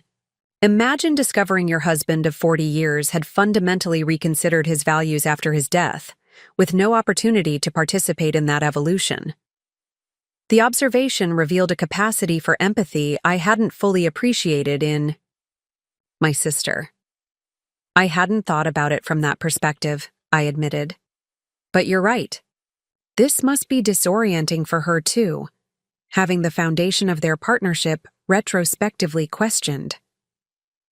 As we approached the imposing Tudor facade of our childhood home, I felt a renewed sense of purpose. The coming meeting with our mother would address the practical aspects of our inheritance: corporate shares, financial transfers, legal responsibilities.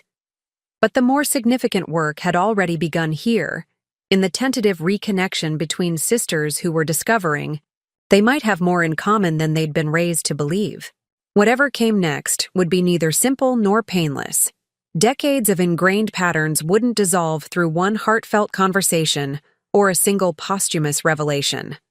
But for the first time in years, I felt genuinely hopeful about the possibility of building something new from the complicated legacy our father had left behind. Not just a philanthropic fund with his name attached, but a different kind of family system, one founded on mutual respect rather than competitive. Achievement. As Vanessa rang the doorbell, I straightened my shoulders, preparing to face our mother with this new perspective.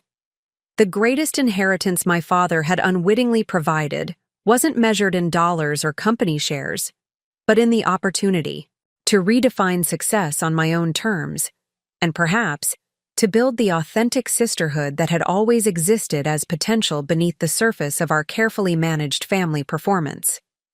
My mother opened the door before we could ring the bell a second time, her timing so precise it suggested she had been watching our approach through the living room window. Eleanor Reed stood framed in the doorway, elegant as always in a tailored, navy dress that managed to be both appropriate for morning and suitable for a business meeting, embodying the practical efficiency that had characterized her approach to all of life's challenges, including grief. "Right on time," she observed, stepping aside to let us enter. Her gaze flickered between us with subtle assessment, noting our arrival together rather than separately. "I trust your coffee was productive." The phrasing was so characteristic, transforming even casual social interaction into an opportunity for achievement, that Vanessa and I exchanged a quick glance of shared recognition. "It was illuminating," I replied, selecting my words with deliberate care. "We had a lot to discuss." "I'm sure you did." My mother led us through the foyer toward the formal dining room rather than my father's study, a departure from yesterday's arrangements that suggested a shift in power dynamics. James called to say he'll be joining us shortly. He had an urgent consultation with a London colleague. The information was delivered neutrally, but I caught the undercurrent of disapproval. In my mother's world, family business took precedence over professional obligations, regardless of time zones or client needs.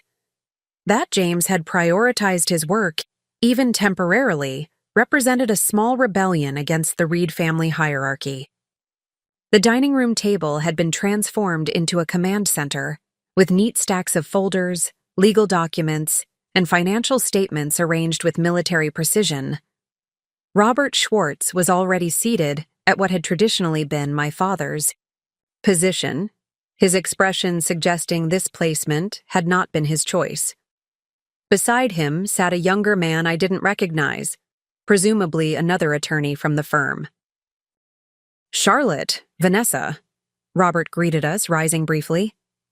Allow me to introduce Matthew Patel, our firm's specialist in philanthropic governance. Given the complexity of the Innovation Fund's structure, I thought his expertise would be valuable. Today. The addition of this specialist confirmed my suspicion that the fund represented more than a simple bequest.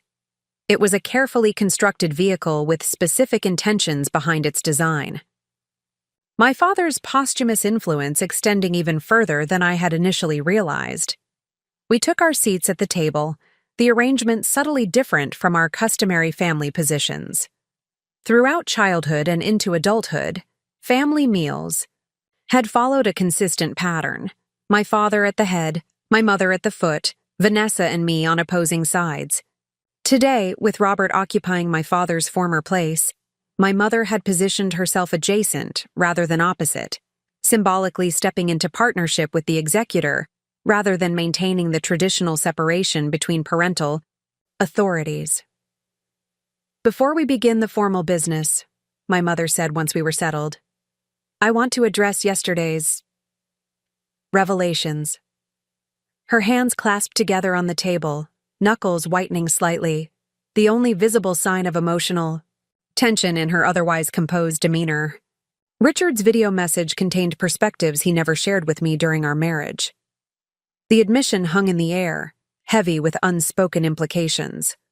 My father, who had built his business reputation on strategic transparency and clear communication, had kept his evolving personal insights from the woman who had been his partner for over 4 decades. When did you first learn about the changes to his will? I asked, curiosity overcoming my usual reticence. Yesterday morning, she replied, meeting my gaze directly. Robert brought the video to my attention just before your arrival. Richard had instructed that it remain sealed until the formal reading. Another strategic withholding, another calculated posthumous revelation.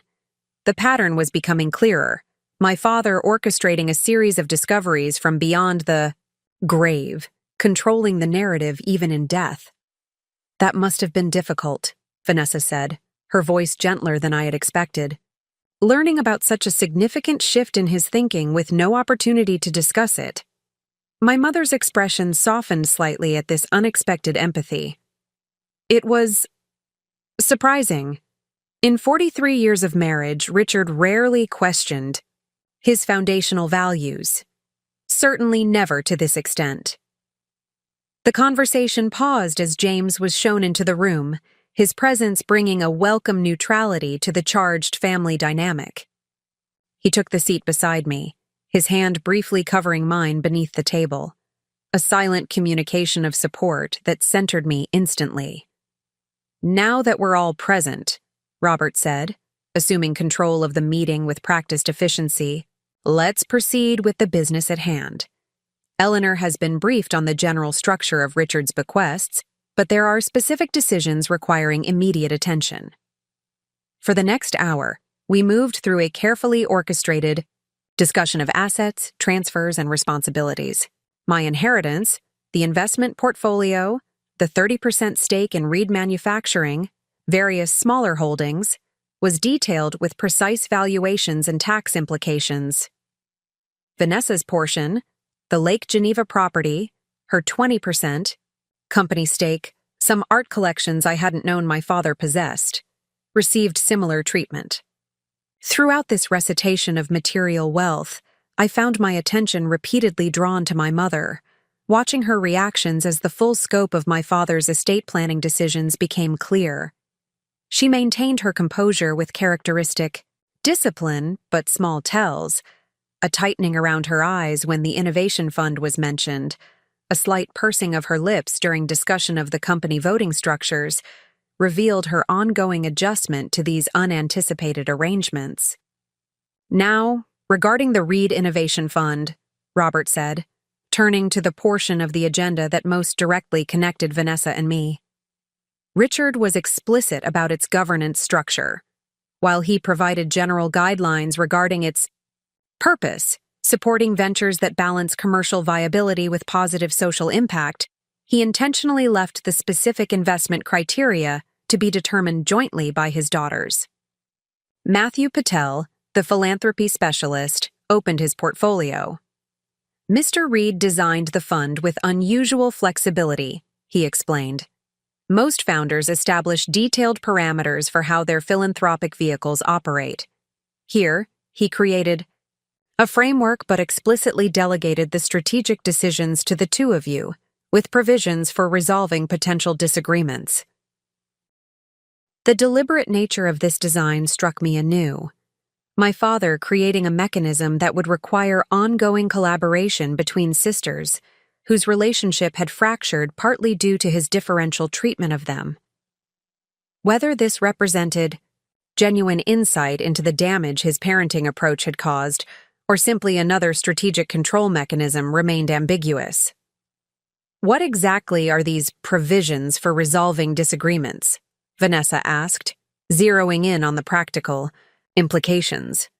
Matthew extracted a document from his folder. In cases where unanimous agreement cannot be reached, the fund's bylaws establish a deliberation process involving a third-party mediator selected from an approved list. If mediation fails, the disputed matter is referred to a 3-person advisory board consisting of one appointee from each of you and a third member selected jointly. Elaborate checks and balances, I observed. Dad didn't leave much to chance. On the contrary, Robert interjected, by establishing a framework for productive disagreement rather than mandating specific outcomes, Richard created substantial space for genuine collaboration. The structure acknowledges the possibility of conflict while preventing deadlock. The assessment was surprisingly insightful, highlighting an aspect of my father's design I hadn't fully appreciated. He hadn't simply thrown us together and demanded cooperation.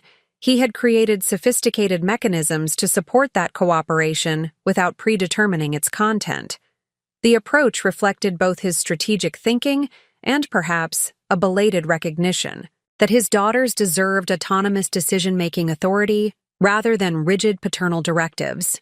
As the discussion continued, exploring tax implications, reporting requirements, and administrative structures, I found my perspective shifting. What had initially felt like posthumous manipulation, my father orchestrating reconciliation from beyond the grave, began to appear more nuanced. The Innovation Fund offered genuine opportunity without demanding performative harmony. It created a shared project while respecting our individual strengths and perspectives. There's one additional element, Robert said, turning to the final page of his agenda. Richard established a separate personal account for each of you, distinct from your primary inheritances. He described these as unconditional gifts in his notes, with no restrictions or expectations attached. The attorney slid identical envelopes across the table to Vanessa and me. Inside mine was a bank card and account information for a sum that, while modest compared to the primary inheritance, represented significant personal freedom. Financial resources entirely disconnected from performance metrics or strategic objectives. The symbolism wasn't subtle. A posthumous attempt to provide what had been withheld in life, support without conditions, value without measurement. The gesture simultaneously acknowledged the damage done by years of conditional approval and attempted, however imperfectly, to begin its repair. One final matter, Robert continued after we had reviewed these documents. Richard left instructions regarding his personal effects, books, papers, artifacts from his office. Charlotte, he specifically wished for you to review these materials before any decisions were made about their disposition. He indicated they contain insights that might prove valuable, particularly regarding the early history of reed manufacturing.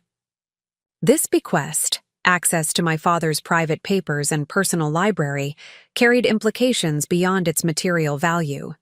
It represented an invitation to understand him more fully in death than had been possible in life, to explore the thinking behind decisions that had shaped our family's trajectory for decades.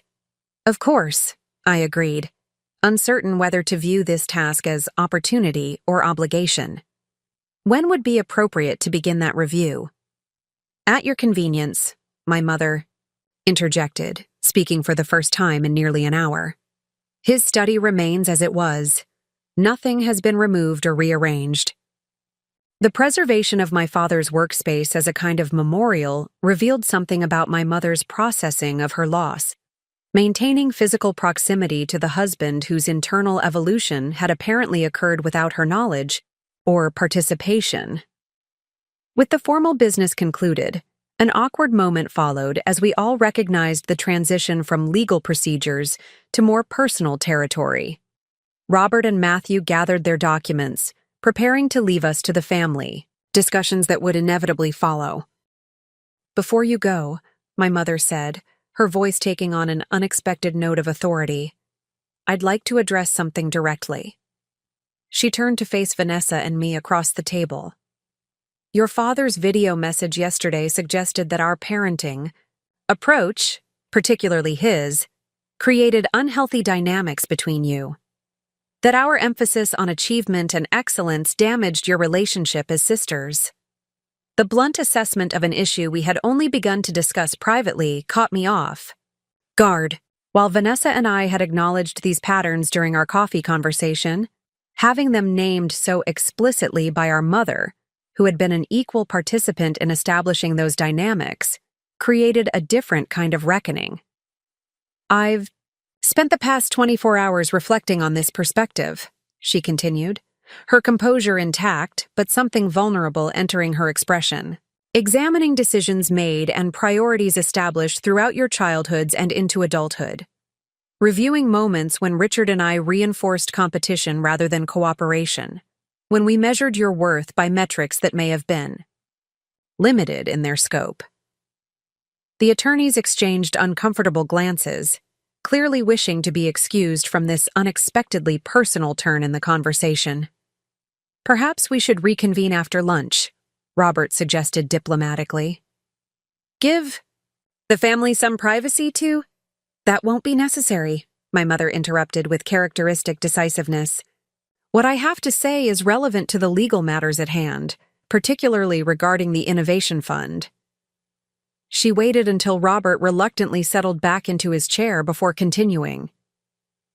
"The structure your father created, requiring collaboration between daughters whose strengths he had historically positioned as oppositional, represents genuine insight on his part. Insight that came too late for him to implement in life, but that he attempted to encode into his legacy."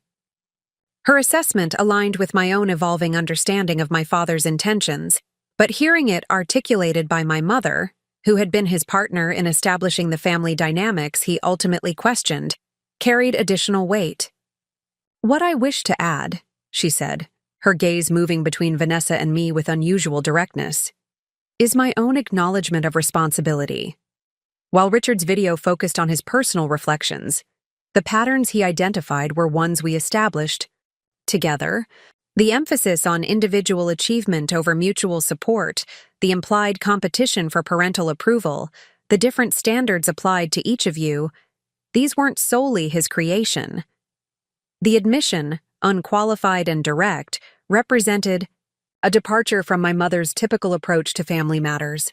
Throughout our childhoods, she had been the diplomatic counterbalance to my father's more explicit judgments, softening his critiques while nevertheless reinforcing the underlying value system that produced them. "I don't say this to burden you with additional emotional processing during an already complex transition," she clarified, "rather to affirm that whatever path you choose regarding the Innovation Fund and your relationship moving forward, you do so with my full recognition that the foundation you're building upon was flawed in significant ways." The statement hung in the air, its implications rippling through the carefully ordered proceedings of the morning. My mother had not only acknowledged the dysfunctional patterns my father posthumously recognized, she had claimed equal ownership of their creation and impact. In doing so, she had shifted from defender of the established family system to potential ally in its reconstruction. "Thank you," Vanessa said simply, her voice steady despite the emotion visible in her eyes. "That couldn't have been easy to say." My mother inclined her head slightly in acknowledgement. It wasn't, but necessary truths rarely are. In that moment, observing the exchange between my sister and mother, I glimpsed the possibility of something I had long ago resigned myself to never experiencing, an authentic family relationship, based on honest recognition of both historical patterns and future potential, neither artificially maintained through performance, nor permanently severed through estrangement. Whether that possibility could be realized remained uncertain. Decades of entrenched dynamics wouldn't dissolve through a single conversation or even a series of posthumous revelations. But for the first time in years, I felt genuinely curious about what might emerge if we approached our relationships with the same deliberate intention my father had encoded into his estate planning, creating structures that acknowledged past failures while establishing frameworks for something different. As the meeting concluded and we prepared to move into the less formal lunch my mother had arranged, I found myself reflecting on the complex inheritance I was receiving. Not just material assets and business responsibilities, but a final opportunity to rewrite narratives that had constrained us all for far too long. The afternoon sunlight filtered through the walnut blinds of my father's study, casting linear shadows across the Persian rug where I now stood, key in hand, contemplating the bookshelf that concealed his secret archive. After my mother departed, for her foundation meeting, the house had fallen into a hushed silence, broken only by the distant sounds of Teresa tidying the kitchen. James had tactfully offered to work on some client notes in the garden room, giving me privacy for this intimate exploration. Third shelf, behind the Jefferson biography, my mother had instructed before leaving, pressing a small brass key into my palm. The journals are arranged chronologically. The combination is your birth date. Now, removing the leather-bound volume of Jefferson's collected works, I revealed a subtle seam in the wood paneling. My fingers traced the nearly invisible outline until I located the small keyhole, cleverly disguised as a decorative element in the shelf's carving. The lock turned with a soft click, and a panel swung outward to expose a wall safe with a digital keypad. I entered the numbers that marked my entrance into the world, 10-15-82, and heard the satisfying electronic beep of acceptance. The heavy door swung open, revealing not the expected stack of financial documents or legal papers, but row upon row of identical black leather journals, each embossed with a gold year designation on its spine. They stretched back to 1979, the year my father founded Reed Manufacturing, and continued through last December, just months before his death. 43 years of private reflections, 4 decades of thoughts never shared with colleagues, business, partners, or family. A chronicle of my father's inner life that none of us had been permitted to witness while he lived. With reverent hands, I removed the earliest volume, carried it to my father's desk chair, and settled into the worn leather that still seemed to hold the imprint of his posture. The first page bore a simple inscription in my father's precise handwriting. R.W. Reed, Personal Records Began. January 1st, 1979. The unexamined life is not worth living. Socrates. The philosophical quotation surprised me. My father had always presented himself as ruthlessly practical, dismissive of abstract thinking that didn't translate directly to actionable strategies. This glimpse of philosophical consideration challenged my understanding of his character from the very first page. As I began to read, my father's voice emerged with startling clarity. The entries from 1979 documented the fragile beginnings of what would become Reed Manufacturing. The precarious financing, the skeptical suppliers, the sleepless nights spent recalculating projections and revising business plans. His writing was more personal than I had expected, revealing vulnerabilities never displayed in his public persona. March 18, 1979. Second Bank rejected our loan application today. The loan officer, younger than me by at least 5 years, explained that our collateral was insufficient for the requested amount. What he meant, though he was too polite to say it directly, was that he doesn't believe in our potential. Another gatekeeper who can't see beyond conventional metrics to the opportunity we represent.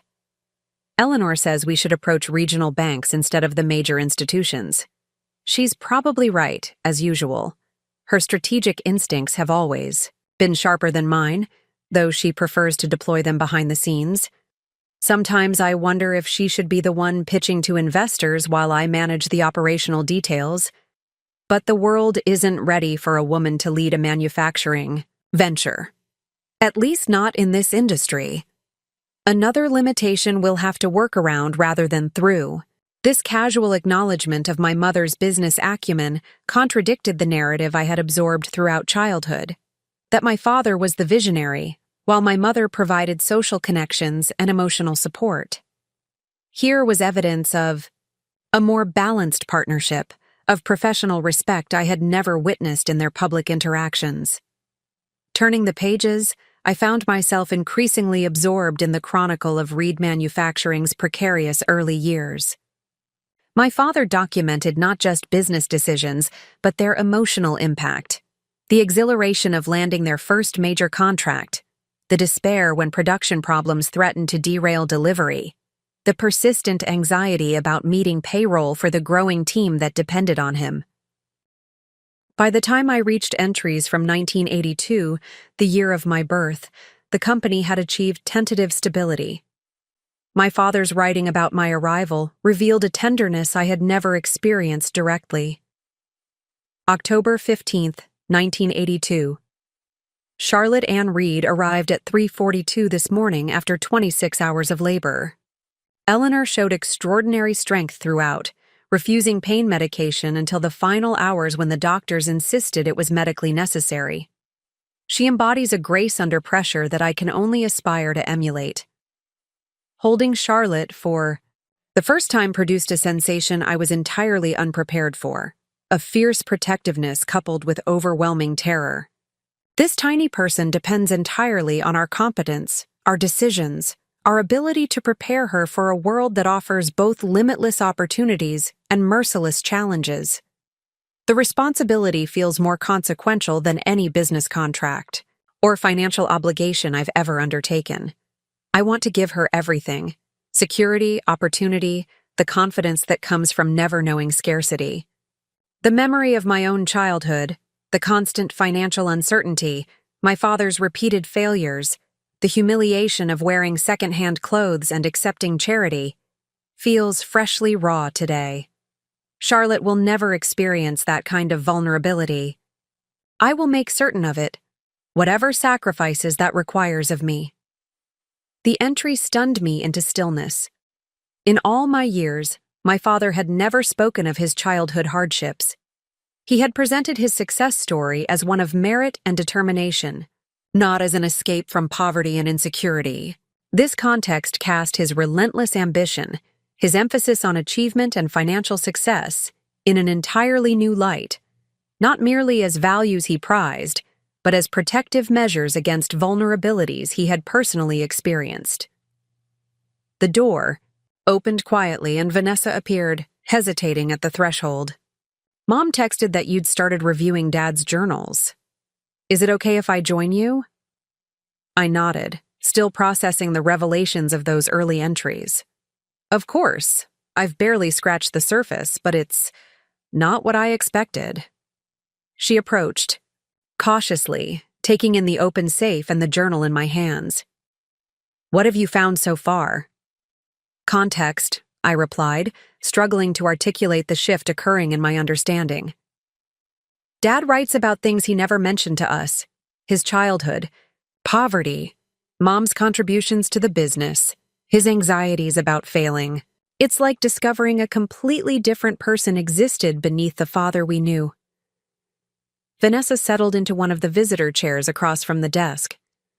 That tracks with what Mom said at lunch, about him having dimensions we weren't permitted to see. Listen to this, I said, turning to an entry from 1985. This is about you, just after you were born. May 4, 1985. Vanessa Elizabeth arrived yesterday, 3 weeks earlier than expected, but perfectly healthy according to the doctors. Charlotte seems fascinated by her sister, though we're monitoring their interactions carefully. At 2.5, she doesn't fully understand the concept of gentleness. With Vanessa's arrival, I find myself contemplating legacy in more concrete terms. 2 daughters to carry forward the Reed name, to benefit from the foundation Eleanor and I are building. The responsibility feels even more profound now, creating security not just for one child but for 2, establishing opportunities that will allow them both to thrive according to their individual capacities. The business is finally achieving sustainable profitability. The Miller contract exceeded projections by 18%, and the expanded production line is operating at optimal efficiency. These successes couldn't have come at a better time, with the increased expenses of a growing family. The educational trust funds are now established for both girls, the first step in ensuring they'll have every advantage I lacked. Eleanor disagrees with my approach to the trusts, arguing that too much security can undermine initiative. She may be right in principle, but I cannot bring myself to leave our daughters vulnerable to the economic uncertainties that defined my own childhood. We've compromised by structuring the funds to require educational achievement for full access, incentivizing excellence while providing essential support. Vanessa listened with rapt attention, her expression softening at this evidence of our father's early concern for our welfare. He established our college funds when I was literally days old. I always assumed those came later, when the company was well established. Apparently, securing our education was a priority from the beginning, I confirmed, equally surprised by this revelation. And did you catch the disagreement with Mom? She was the one advocating for less financial security, concerned it might undermine our initiative. That contradicts everything I assumed about their parenting philosophies, Vanessa said, shaking, her head slightly. I always thought Dad was the hardliner about earning privileges while Mom was the softening influence. Same. I turned another page, scanning for significant entries. Their partnership was clearly more complex than they allowed us to see. For the next 2 hours, Vanessa and I pored over the journals from our early childhood years, discovering patterns and perspectives that challenged our long-held assumptions about our parents. My father documented family vacations, school achievements, and developmental milestones with surprising detail and occasional flashes of humor we had rarely witnessed in person. More revealing were his reflections on parenting approaches and the values he hoped to instill. August 12, 1988. Charlotte began first grade today, already reading at a third-grade level according to her assessment. Her academic capabilities continue to exceed expectations, though her perfectionism concerns me. She dissolved into tears last week when her drawing didn't match her vision, refusing to continue until Eleanor patiently guided her through techniques for correcting perceived errors. I recognize this tendency all too well, the paralysis that comes from setting impossible standards, the fear of failure that can prevent appropriate risk-taking. It's a trait I've struggled to manage in myself throughout my career, one that has simultaneously driven achievement and limited innovation at crucial junctures.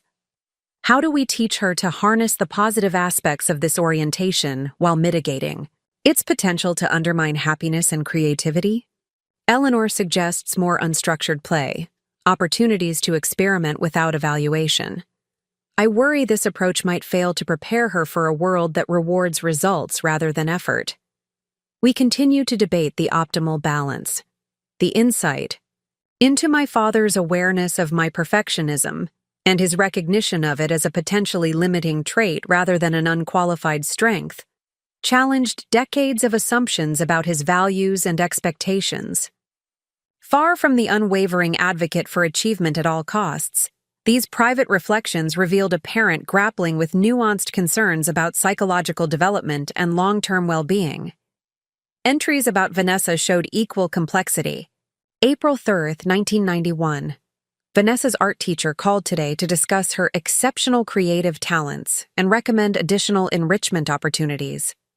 Eleanor is enthusiastic, already researching weekend programs at the Art Institute. I find myself hesitant, concerned about diverting focus from academic foundations that will provide more reliable paths to security and success. Yet I can't deny the transformation that occurs when Vanessa engages with creative projects, a focus and determination that far exceeds her approach to conventional schoolwork. Perhaps this represents her unique avenue toward the excellence and mastery I want for both our daughters, albeit through a direction I struggle to fully value given my own experiences. My father dismissed my early interest in engineering as impractical dreaming. I vowed never to repeat that mistake with my own children. Am I now imposing equally limited vision on Vanessa by privileging traditional academic achievement over artistic development? The parallels are uncomfortably apparent when examined objectively. Vanessa looked up from the page, her eyes bright with unshed tears. He was questioning his response to my art interests even back then?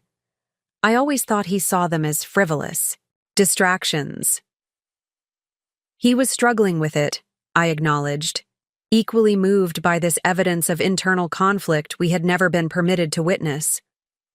Trying to reconcile his protective instincts about financial security with recognition of your authentic strengths. As we continued reading, a more complex portrait of our father emerged, a man whose external certainty masked significant internal questioning, whose stern expectations coexisted with genuine concern for our well-being, whose rigid value system contained more nuance than he had ever allowed us to perceive. Most strikingly, his private reflections revealed awareness of the dynamics between Vanessa and me, and his growing recognition of his role in shaping them. June 18, 1996. The girls' relationship concerns me increasingly. At 13, Charlotte has adopted the evaluative mindset that serves her so well academically, but creates distance from her sister.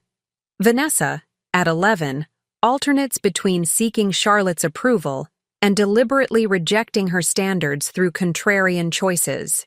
Eleanor suggests this is normal sibling differentiation, but I recognize the influence of our parenting approaches. We've emphasized Charlotte's analytical strengths while attempting to channel Vanessa's creative tendencies toward practical applications. The unintended consequence has been positioning them as representatives of competing value systems rather than complementary strengths within the family. How do we correct this trajectory without undermining the confidence both have developed in their respective capacities? The business principle of specialized roles contributing to unified purpose seems applicable, yet more challenging to implement in family dynamics than corporate structures. He saw it, Vanessa said softly. Even then, he recognized how their approaches were driving us apart instead of fostering collaboration. But he never addressed it directly, I noted, the familiar disappointment surfacing despite these revelations. He documented the insight but didn't change his behavior. Classic dad, Vanessa agreed with a sad smile. Excellent at diagnosis, inconsistent on implementation when it involved emotional rather than strategic adjustments. The afternoon light had shifted to the golden hues of approaching sunset by the time we reached the journal entries from the period surrounding my wedding, the event that had crystallized the family dynamics in their most damaging form. With trepidation, I located the volume covering that time frame and turned to the relevant dates. Up next, you've got 2 more standout stories right on your screen. If this one hit the mark, you won't want to pass these up. Just click and check them out. And don't forget to subscribe and turn on the notification bell so you don't miss any upload from us.